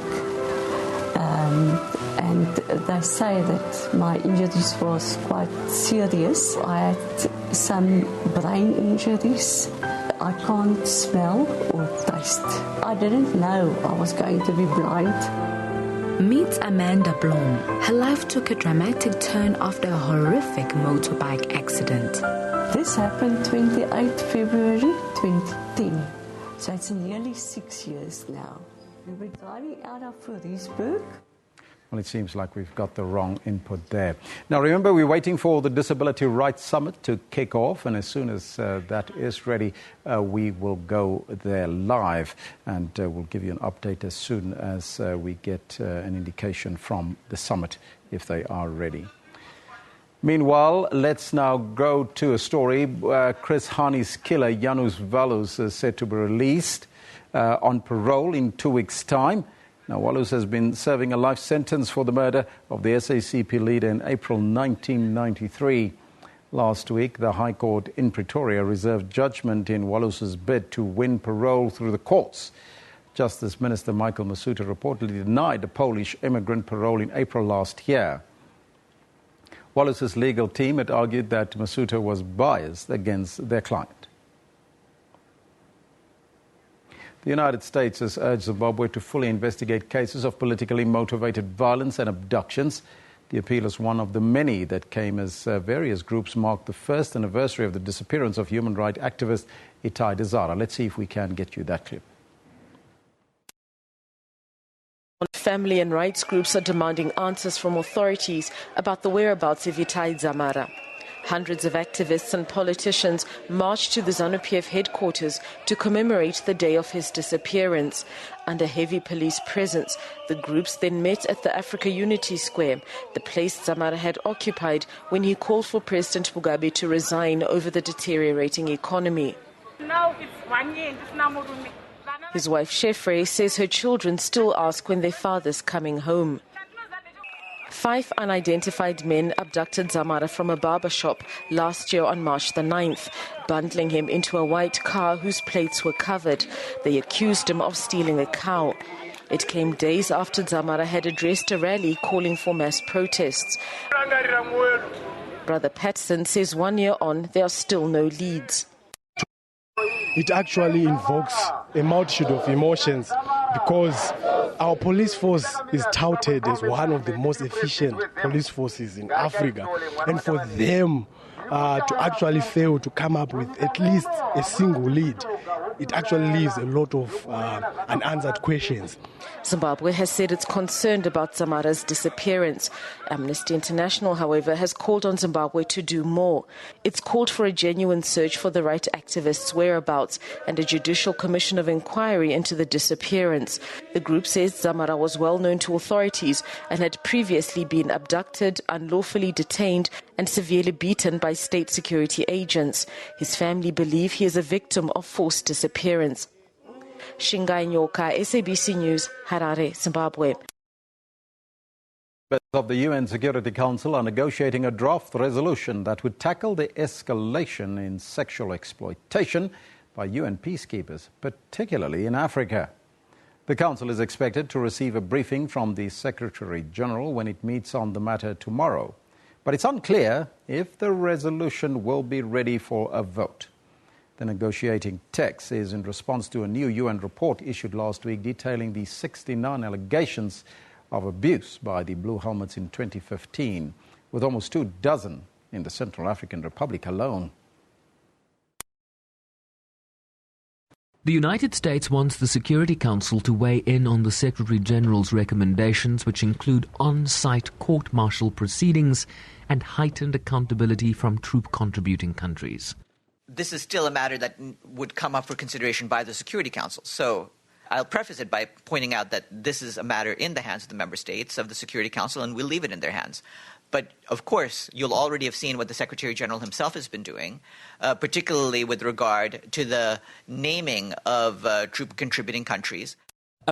New initiatives to combat this exploitation is naming and shaming countries where the alleged abusers come from.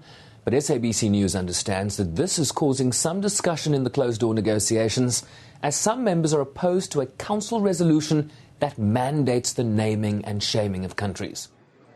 A council diplomat speaking on background said he could not foresee countries opposing a text on such a sensitive subject. He's taken a stand on this. He's explained very clearly why he's taken that stand and what he hopes to achieve in terms of making sure that there's real accountability. So he stands by that, and he certainly hopes that the member states will understand his reasoning and his posture about that. Of the 69 cases in 2015, 22 involved peacekeepers stationed in the Central African Republic and 16 in the DRC. South Africa has been named as one of the accused countries in the report. Sherwin Bryceby's SABC News, New York. Access to the internet is considered a major requirement in any developing country, and the city of Johannesburg is well on its way to achieving this. Mshlako Kumani visited some of the free broadband spots launched 6 months ago. Johannesburg, a city bustling with opportunity.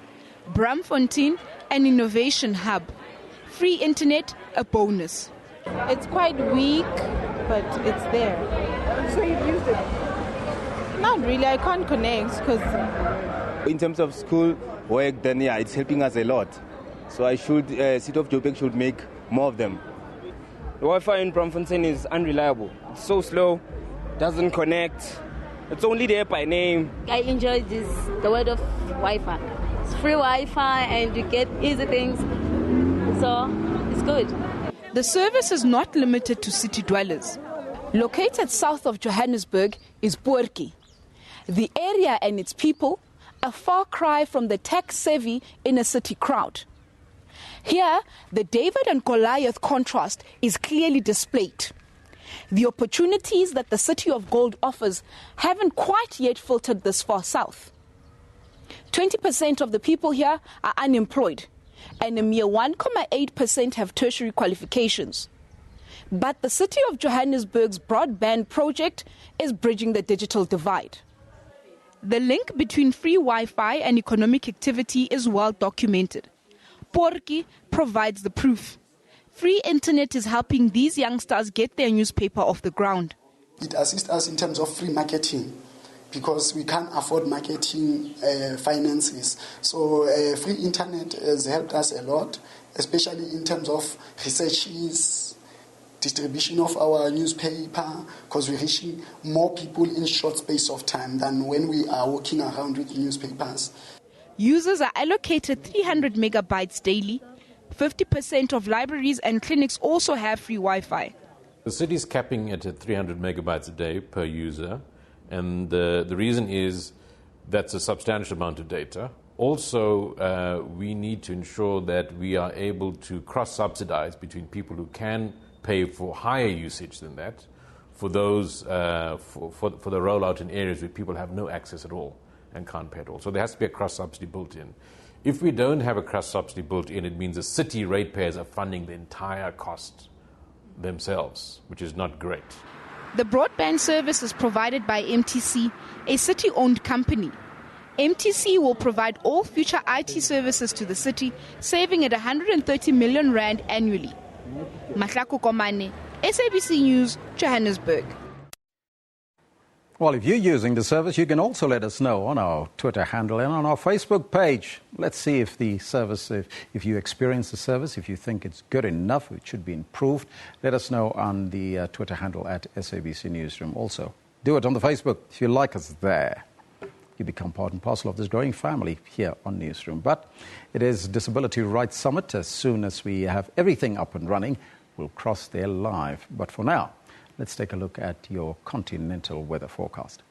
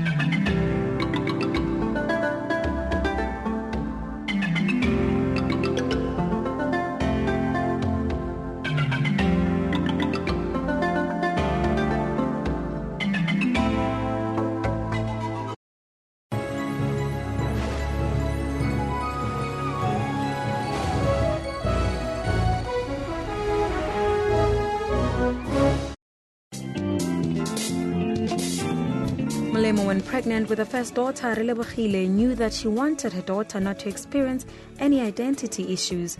This is when she decided to look for toys that resembled Black as Beautiful. I think for me, it was also just to get our girls to have some sense of identities, some sense of belonging. I grew up having black and white dolls, and going to a multiracial school, I did not really see color. So for me, it's this thing of she should actually know what her true identity is. Join your host, Buleng Mulebadze, on Bophelong every Friday at 17:30.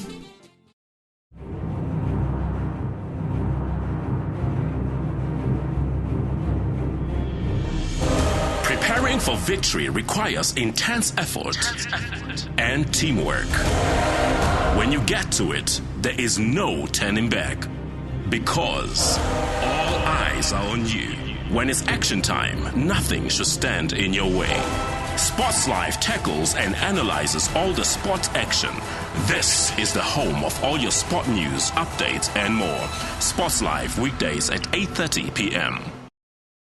Get all the latest news from the SABC's online news services on our website. Breaking news and in-depth coverage of everything from business, sports to politics and lifestyle. Catch the top news clips and watch live streaming of major news events on the SABC News YouTube channel whenever. Stay connected on the SABC News Facebook page and have your say on news that matters to you. And for the latest headlines and live updates from our reporters, follow us on Twitter.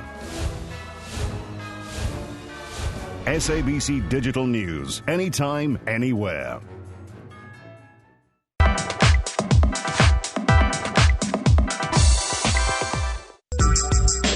The Maboneng precinct has set itself head and shoulders above the rest as the pioneer of innovative models, introducing to us new ways of exploring the sometimes mundane or obvious.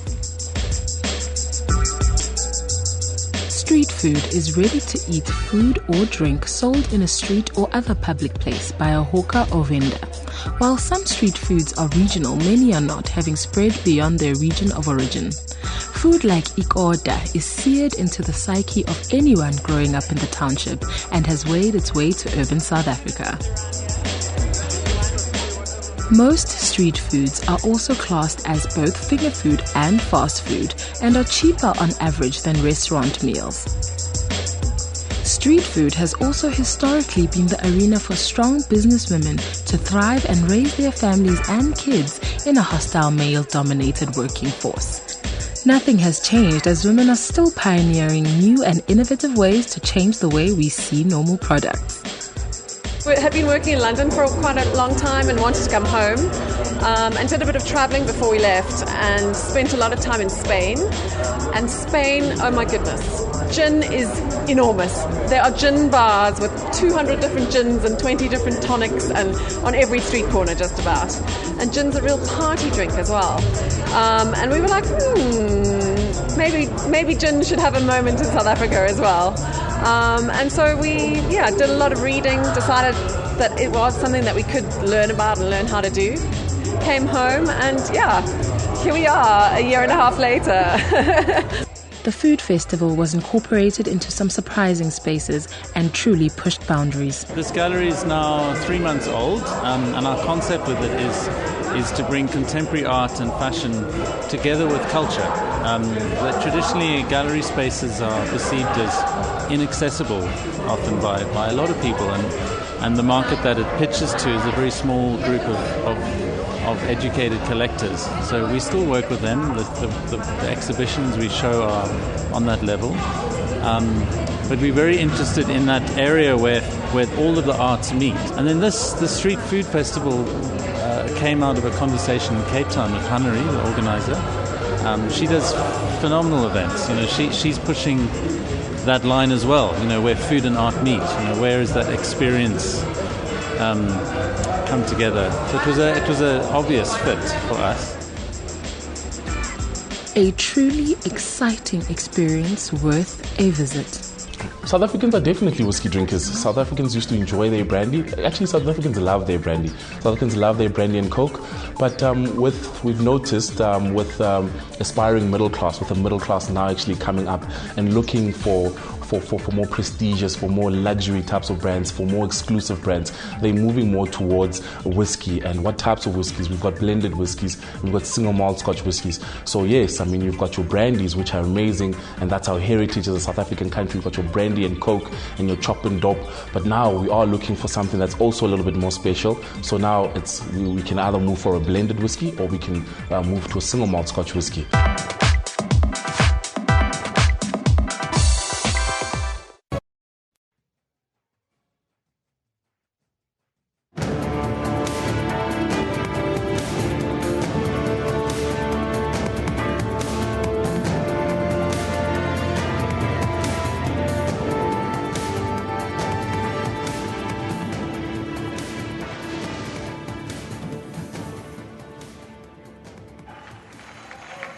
Now, the spotlight today will be on the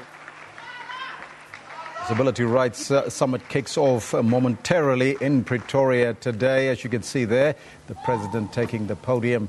And, of course, he will do the welcoming speech there for the members of the various groupings at the Disability Rights Summit that will kick off right now. Let's go there live. Thank you very much, Mr. President. Shall we keep standing for the national anthem of the Republic of South Africa?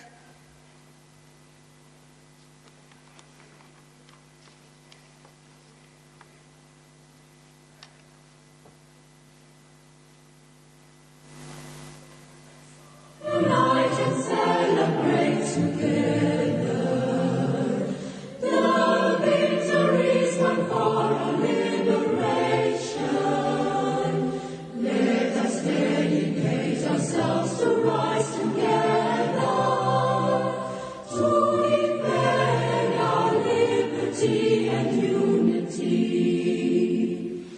Oh, sons and daughters of Africa, flesh of the sun and flesh of the sky, let us make Africa the tree of life. Let us all unite and sing together to uphold the bonds that frame our destiny, our destiny. Let us dedicate ourselves to fight together for lasting peace and justice, honor. Oh, sons and daughters of Africa, flesh of the sun and flesh of the sky, let us make Africa the tree of life. Let us all unite and work together to uphold the rights and fight the cause of freedom. Let us dedicate ourselves to work together to build up our strength in unity and peace. Oh, sons and daughters of Africa, flesh of the sun and flesh of the sky,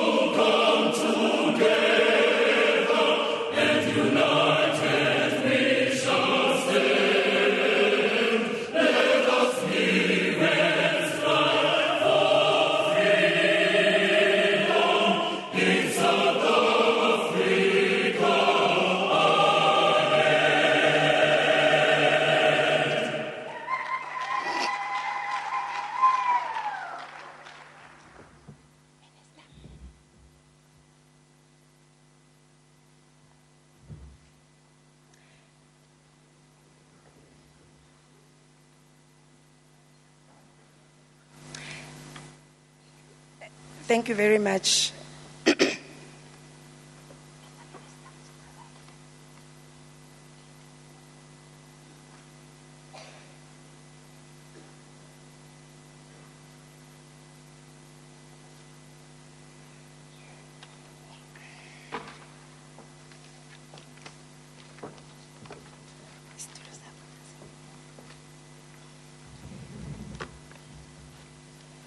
Mr. President, good morning and welcome to the Disability Summit.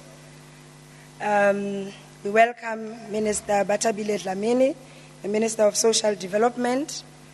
We welcome the MMC Mabusela, MMC for the Metro of Tshwane, responsible for social development and health. Mr. President, in this room, you have 400 people with disabilities representing different organizations, as well as parents of children with disabilities. And they will be here for the next 3 days to engage on a number of subjects and a number of issues that we consistently engage them from time to time. And also on the 11th, Mr. President will hand out the Disability Awards 2015 to individuals and the private sector that continue to make it possible for people with disabilities to prosper. We also welcome the African Disability Alliance, which is the umbrella body for the African Union in terms of disability architect. You are most welcome. I therefore will take this opportunity to call Mayor Mabusela to please come on behalf of the Executive Mayor of the City of Tshwane to welcome us in Tshwane.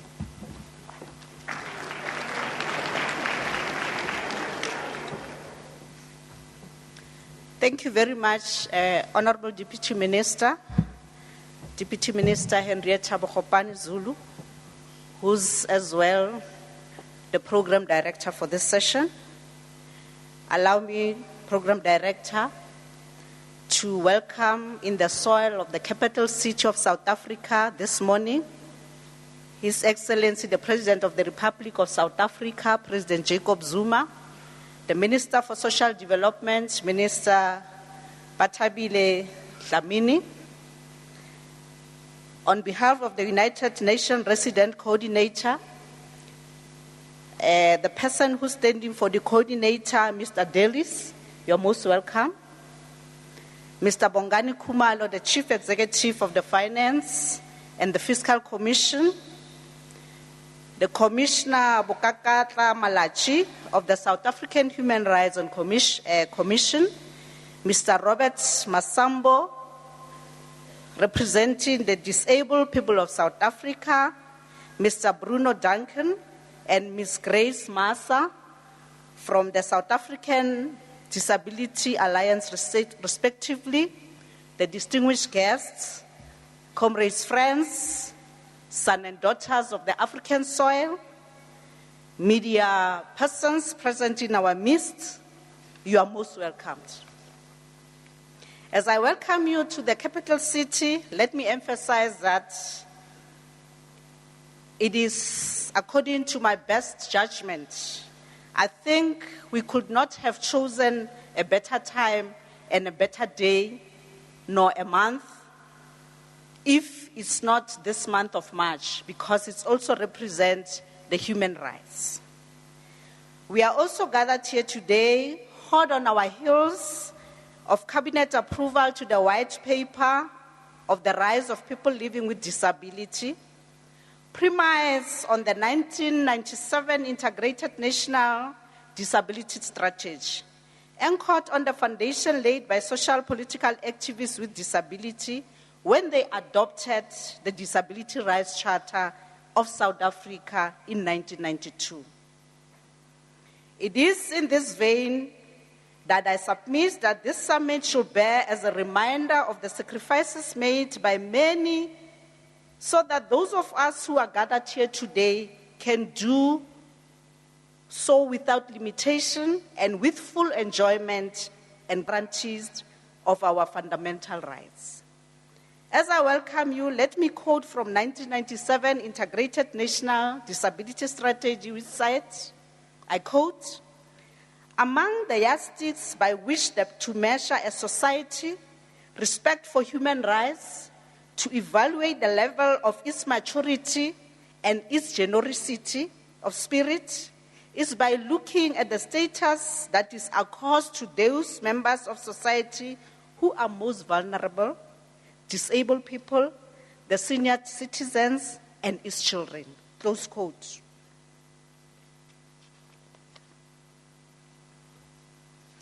In looking back to 1997, I can say that a good story continues to be told about how the first 20 years of democracy impacted on the lives of the people living with disability in South Africa. In addition to this previous national policy framework and commitments, the 2009 to 2014 Disability Framework for Local Government has provided a toolkit for the municipalities to further create an enabling environment for crafting progressive policies that are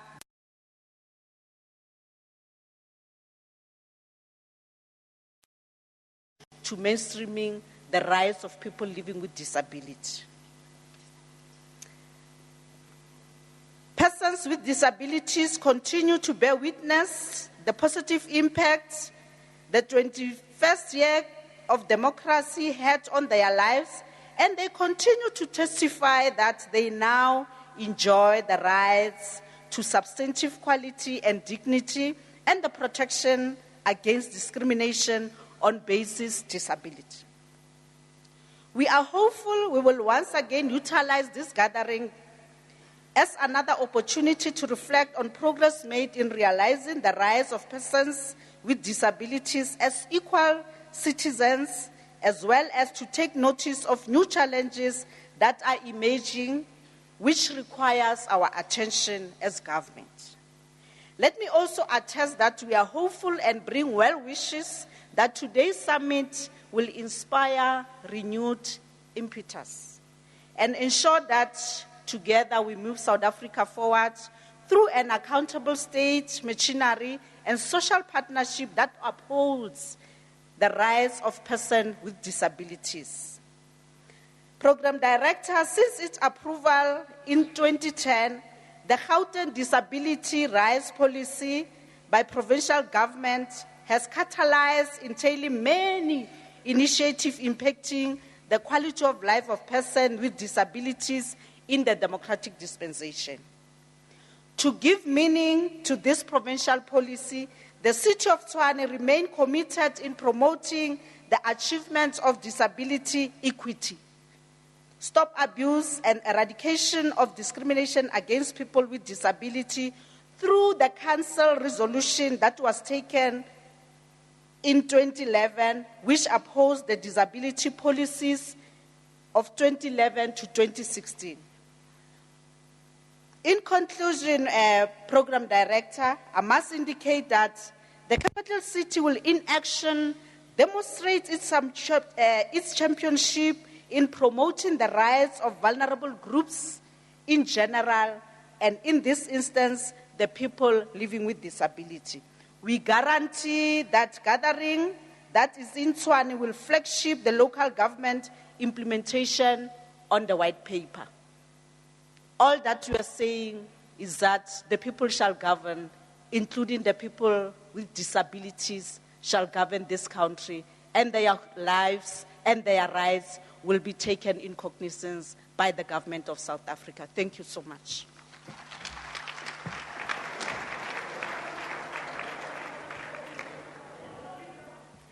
Let me express my sincere thanks to Mema Busela.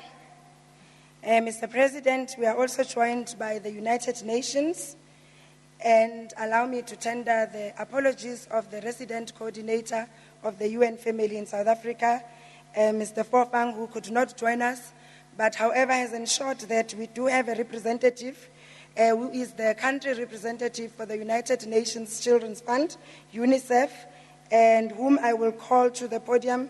Mr. Delays, you have the floor. Can we welcome him, please? Thank you. Thank you very much, Program Director. President of the Republic of South Africa, Your Excellency Jacob Zuma, Minister of Social Development, Honorable Batabile Dlamini, Executive Mayors of the City of Tshwane, Chairperson of the Forum for Institutions Promoting Democracy, distinguished Executive Mayors, government officials and representatives from the Department of Social Development, International Relations and Cooperation, Women, Justice and Constitutional Development, ladies and gentlemen, good morning.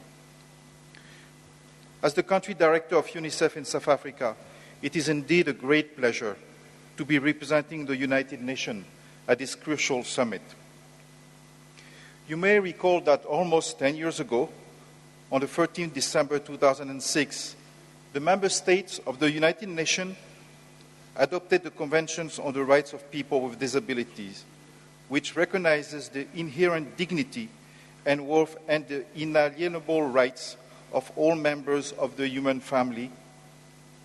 The Convention also aims to promote, protect, and ensure the full and equal enjoyment of all human rights and fundamental freedom by all persons with disabilities, and to promote respect for their dignity. We in the UN family in South Africa are committed to fulfilling the provision of this convention. And let me take this opportunity, Your Excellency, to express our deepest thanks to the government and the people of South Africa and all its partners for advancing the rights of persons with disabilities. Let me also extend our appreciations to the active participation and high-level contribution of the South African Human Rights Commission and the Commission on Gender Equality, which ensure that the policy development process meet the required international human rights standards and that human rights issues are adequately mainstreamed. We recognize that the combined contribution of the South African Disability Alliance, Disabled People South Africa, and the national chapter of users and survivors of psychiatry ensure that the policy framework process was informed by communities through structures represented by your institution. Your contribution also ensure that the policy framework is grounded on the local realities, the needs, and the challenge of people. You made this process a truly people-centered process. To my colleagues in the UN, your participation as different agencies toward a common goal to support government initiatives shows that through our coordinated effort, we can make a difference by sharing the most advanced knowledge and expertise, and wish to particularly acknowledge the leadership and financial contribution from the United Nations Programme on the Rights of Persons with Disabilities. Ladies and gentlemen, this joint program was developed within the context of the Government of South Africa UN Strategic Cooperation Framework, spanning from 2013 to 2017. And we meet a request of the government to sought support from the United Nations to strengthen its mechanisms for implementing the UN Conventions on the Rights of People with Disabilities in South Africa. Since then, the United Nations country team has enjoyed a constructive collaboration that started with the Department of Women, Children and Persons with Disabilities and has since continued with the Department of Social Development.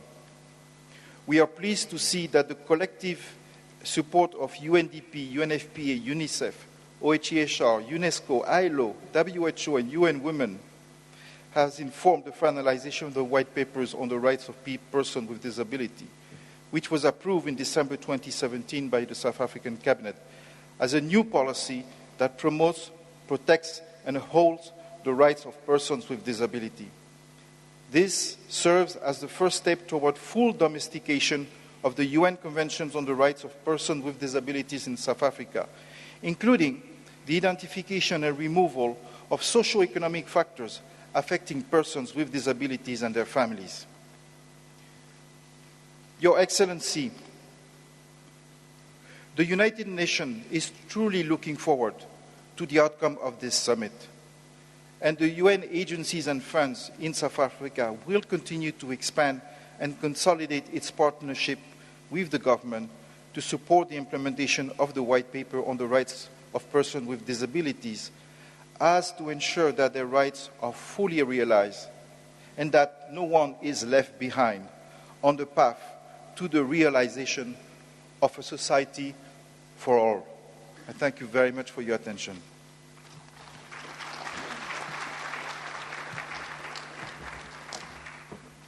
I thank the representative of the UN family, Mr. Delays. Thank you very much, Mr. President.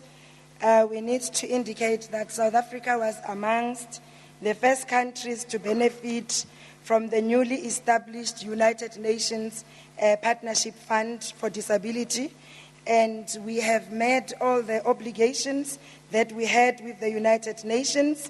We have complied, and part of the outcomes is what you will be launching today, which was technical support to develop the white paper on the the white paper on the rights of persons with disabilities, its implementation matrix, 3 different studies, the economics of disability, the disability inequality index. All of those have been submitted to the United Nations. We also wish to indicate that, Mr. President, we have complied and submitted our United Nations reports on disability. It is before the committee. We are awaiting for them if there are any outstanding matters that South Africa needs to explain. And we've also subsequently done a baseline country report to enable us to be able to measure progress, since your government is outcome-based. May I therefore take this opportunity to call upon Minister Batabile Dlamini, the Minister of Social Development, to make her remarks and usher the President to the stage. Minister, you have the floor.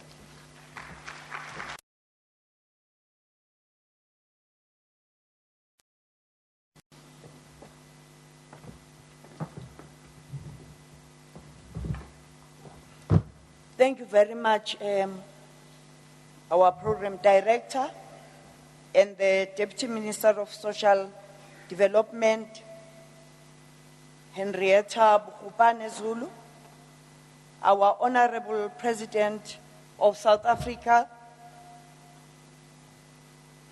President Jacob Zuma, Cabinet colleagues that are here, Minister Mike Masuta and Deputy Minister Joyce Mashamba. Oh, Joyce Mabuda Fasi. Yo.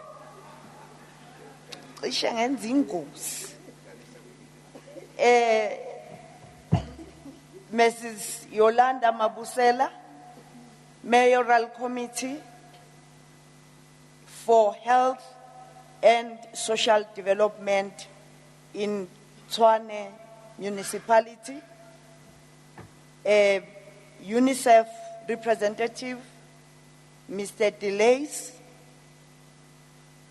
government officials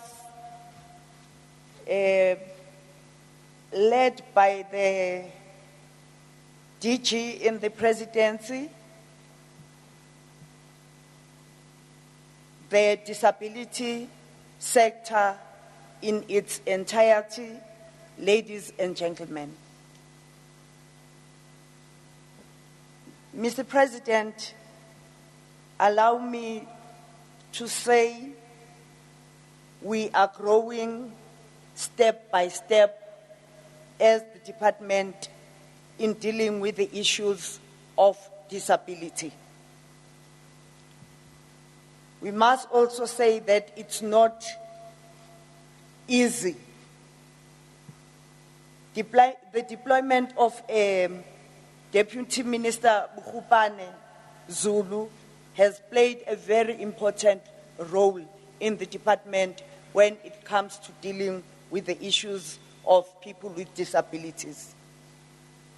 We've had a dialogue and meetings with young people with albinism who told us clearly that, look, we don't want a grant. We want to go to school. We want to study.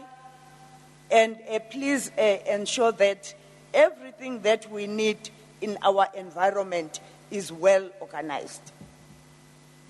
We have also met with parents of children with autism. We've held workshops in the department that are led by the Deputy Minister, just to give us direction on how to deal with the issues of disability. But also, there are many changes that you will see in the department. For instance, before we had someone working at the telephone place, receiving telephones, but using the normal phone to do the work. And then the minister, the deputy minister, told us where to go off. Again, her office is state of the art, because we want to try and ensure that she is able to do her work properly, but also charity begins at home. Mr. President, we also would like to say that working together with other partners, we have launched more than 14 stimulation centers for children with disabilities. And the minute you open the computer, the kids sit there and they are glued to what is going on, and they teach themselves how to go through various programs. And we want to ensure that by the end of the coming financial year, 200 more stimulation centers are built. And lastly, we would like to plead with NGOs that deal with the issues of people with disabilities. From those that provide services and those that are organizations representing people with disabilities. There is a lot of work we have done. There is a team that we formed that has come up with a report on issues of disability, and we are waiting for the program of action. And the program of action is trying to ensure that we work together, is trying to ensure that nothing is done about the people with disabilities without them.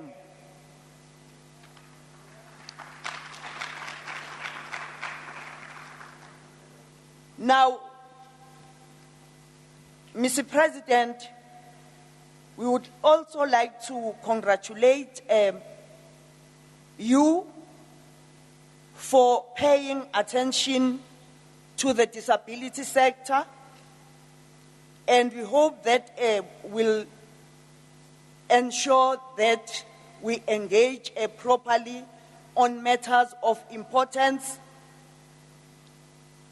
And we think it's also possible for us to engage because of your leadership style and because you've been an activist for quite a long time.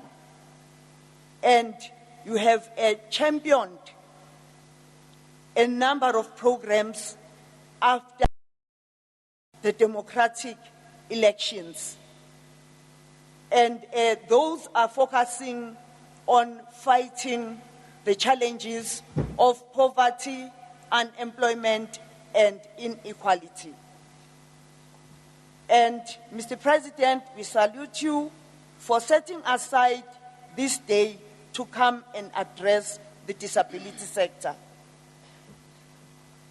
And Mr. President, would like to humbly request you to join us here and talk to us on your views and on what the government has done to try and integrate the issues of disability in its program of action.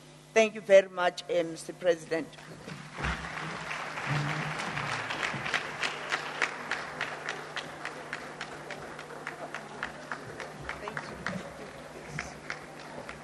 Thank you. You may be seated.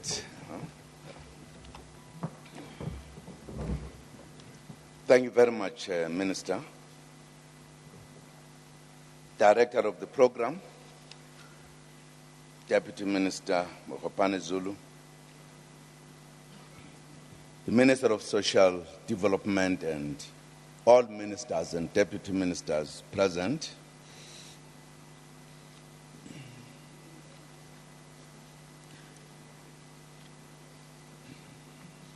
Acting Executive Mayor of the City of Tshwane, Councillor Yolande Mabusela,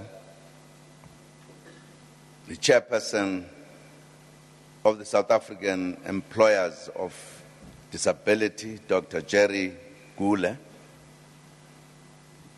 members of the Presidential Working Group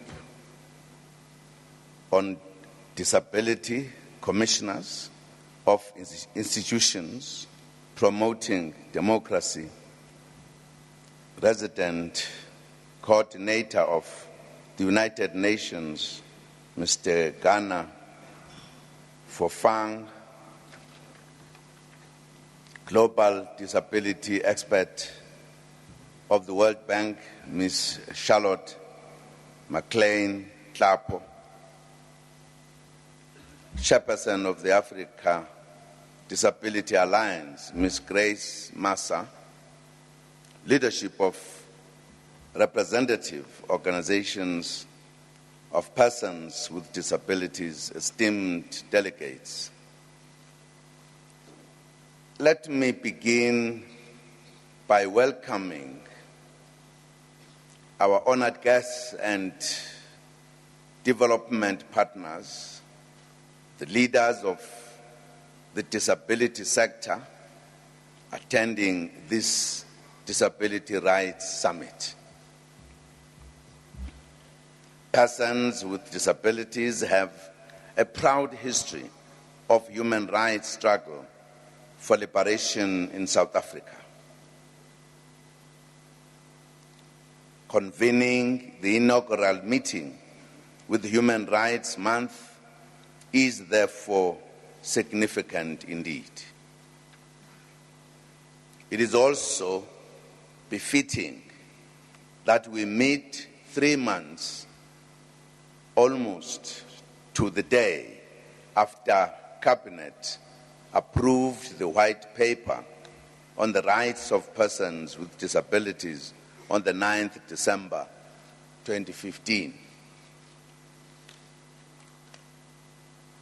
The new democratic government took an important decision back in 1994 that the discrimination, marginalization, and exclusion of persons with disabilities experienced under apartheid could only be addressed by mainstreaming their rights and development throughout all legislation, policies, and programs. It was important to do away with the approach of creating segregated facilities and development opportunities for persons with disabilities, and to contextualize the approach to disability within a human rights context. The summit enables us to take stock of the progress we have made thus far in promoting the rights of people with disabilities, and also to look at what else we still need to do. Importantly, today I will also inaugurate the Presidential Working Group on Disability, which I chair, which is aimed at mainstreaming the promotion of the rights of persons with disability across government.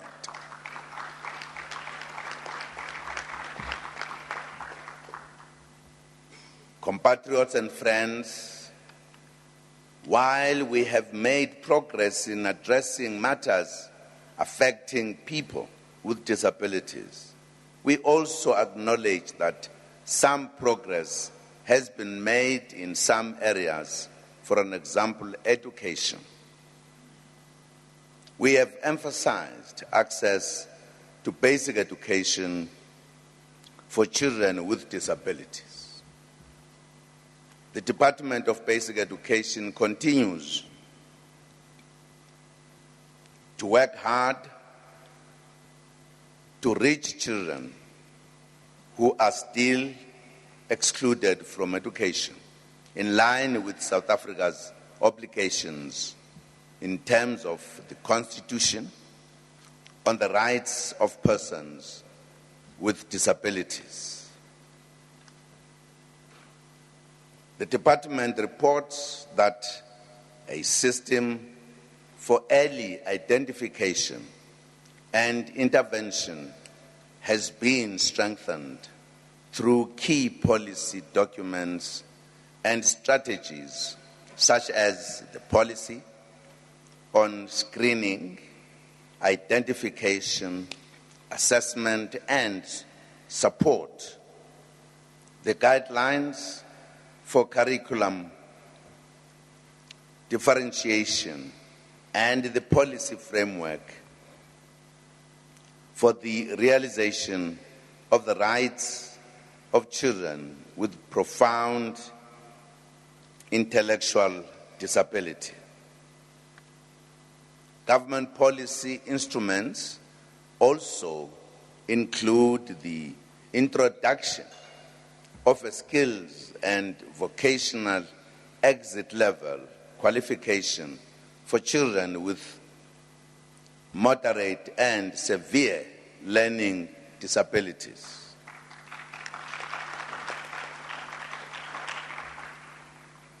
Indeed, progress is being made. The percentage of 5-year-old children with disabilities attending educational institutions is at 83%, while the percentage of 7 to 15-year-old children with disabilities attending educational institutions is at 93%. The Department of Basic Education has committed to ensuring that a continuum of support services will be available for all children who experience barriers to learning, including those with disabilities. Our goal as government is to ensure that by 2021, no children with disabilities will be out of school. They should all be able to attend their local neighboring schools and receive the necessary support.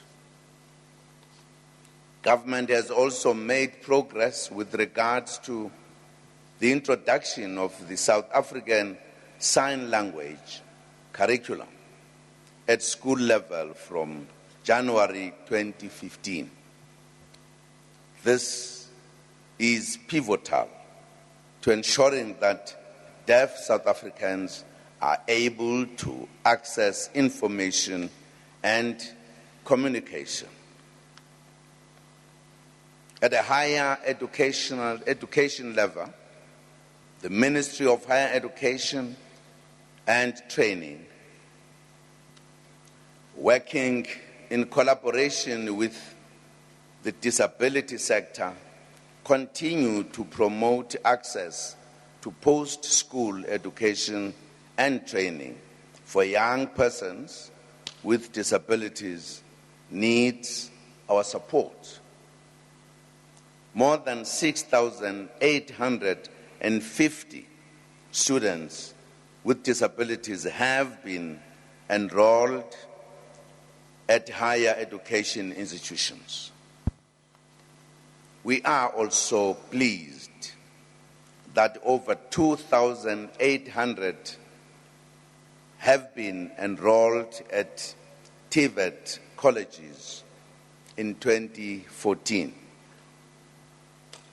We have also directed the Department of Transport to ensure that public transport systems are universally designed to provide access and safety for all commuters.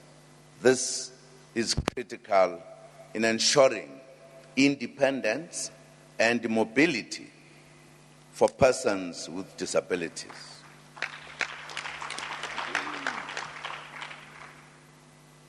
Government has also prioritized access to social assistance for persons with disability in need. Social grants do not meet all the needs of current recipients. However, they go a long way in contributing towards household income equity for persons with disabilities and their families. The work currently being done on the economics and cost of disability will contribute to reforms in this regard. Access to disability-specific services, assistive devices, and technology has also improved over the past 20 years. However, provinces must continue to strengthen this area of work. The sector should work with provinces in this regard. More work must also be done to promote access to alternative communication services, including Braille. Cabinet has directed that the establishment of a government Braille printing works be accelerated. While government has made steady progress in our employment equity performance for persons with disabilities over the past 15 years, it has been too slow. Within government, we have impressed upon departments to work harder towards the target of 2% in their staff complements. The promotion of rights of people with disabilities must be achieved in the private sector as well. It is not only government departments and entities that must comply. We also need to work harder together to remove stereotypes and superstition that has proven to be detrimental to persons with disabilities. We have been encouraged by the killers of Miss Thandazile Punza, a young woman with albinism who was reportedly killed for her body parts, have been brought to book. It is a good demonstration that our justice system works effectively and that communities and courts will not tolerate human rights violations against persons with disabilities. We need to spread the message that people with albinism have rights like any other South African. They must be treated with respect and dignity. They are also entitled to full protection by the law and by our law enforcement agencies.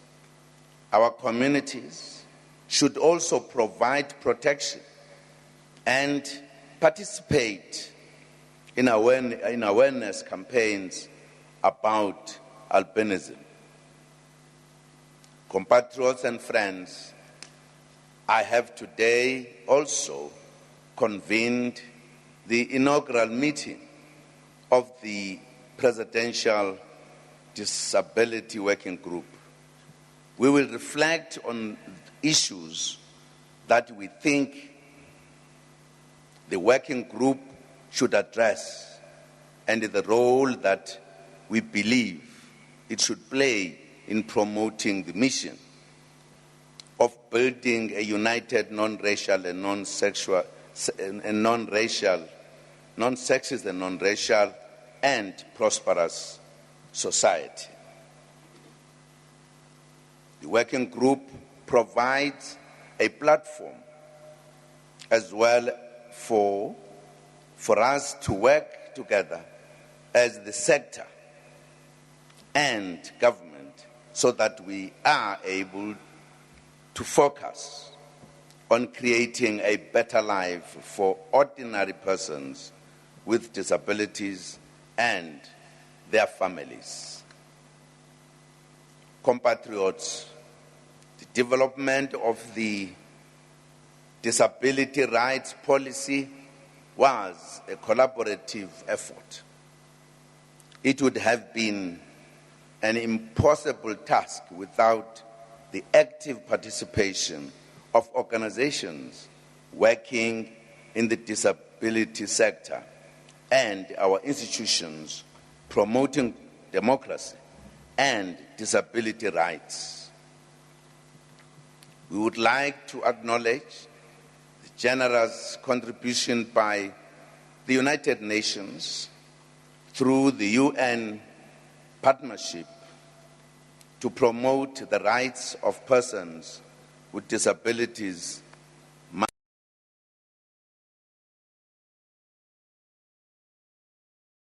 agencies in South Africa for the technical and financial support provided over the past 3 years to bring us to this point. Esteemed delegates, let us focus our deliberations keeping in mind the need to change the lives of children, women, young persons, and older persons with disabilities living in poverty in deep rural communities.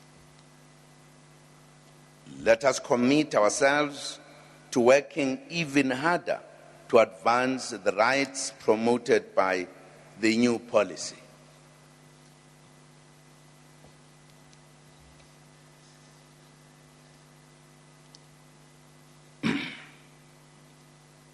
Colleagues and delegates,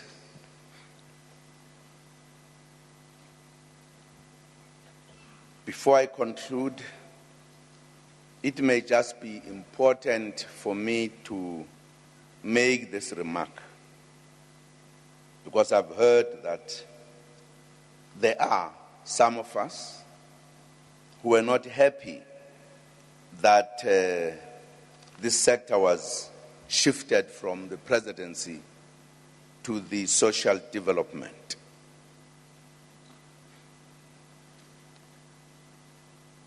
The presidency is in the main supervising government. The departments implement. That's the difference that made us to take the decision. Because otherwise, in the presidency, you would not even have the necessary budget, because the budget allocated to the presidency is in the main to supervise government. In other words, to supervise departments. Departments implement. And therefore, we wanted a department that must have the capacity to address the matters relating to the sector. And I'm sure you must have seen some difference since we took the decision. It's not about the status from our point of view. It is about what is done for the sector. I just thought I should underline that point, because I've heard that even outside here, there are people who are still protesting. At the right time, we'll have time to talk to them, to explain. From the presidency, we must supervise and monitor and evaluate what departments are doing. And the social development, we will include this when we evaluate. How far have they gone? Otherwise, in the presidency, it would be nice to be there, but very little will happen. So that's why we took the decision, and I would like to just make this point so that we are clear about why the decision was taken. It was not relegating the status. It was putting the sector at a department that must be given the capacity, the resources, the personality to ensure that work proceeds.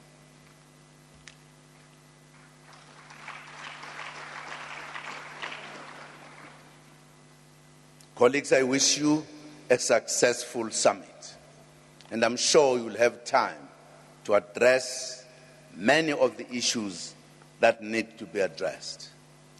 And I'm sure the department will report at the end your resolutions.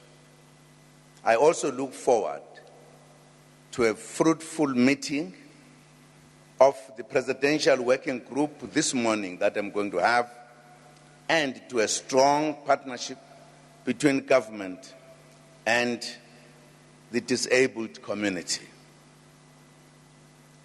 The Presidential Working Group is there to ensure that whilst the department is implementing policies and programs, but you link with the presidency directly to raise any other issue that you believe should be raised, as well as making suggestions and proposals. So in a sense, there is a direct connection with the presidency through the Presidential Working Group. And I hope the arrangements as they stand now must satisfy all of us. I wish you successful conference. Thank you very much.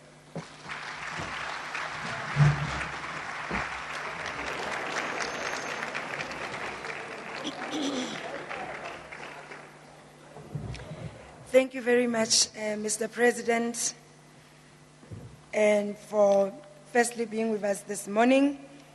And we wish to confirm that indeed the Presidential Working Group preparations has been made, and they therefore will be the Presidential Working Group immediately after the following agenda items. Mr. President, as you've referred in your speech, you have spoken about, thank you, Minister, is mine.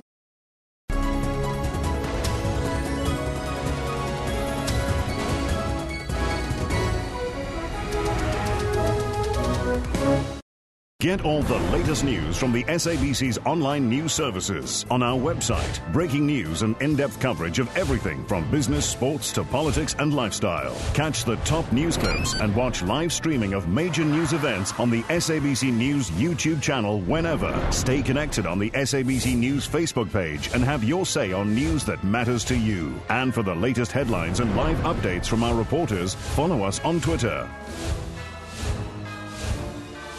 SABC Digital News, anytime, anywhere. Controlesa is actually stirring the pot here. I'm sure they've been consulted as Controlesa. They did not see a snake. Now that in certain areas there are certain benefits that might possibly be accruing, there is a snake, now we need to reverse the process. I agree, but it is not above the sovereignty of the people. The very same court you're talking about. The sovereignty of the people, probably you should explain that to me. The sovereignty of the people is above everything. It is not proper the way facts are presented to the public. Are you in contact with Khosekgolo Motshodi? He was kicked out by the court because he wanted to be amicus curiae. For your weekly dose of all things legal, join Dumile Mateza every Sunday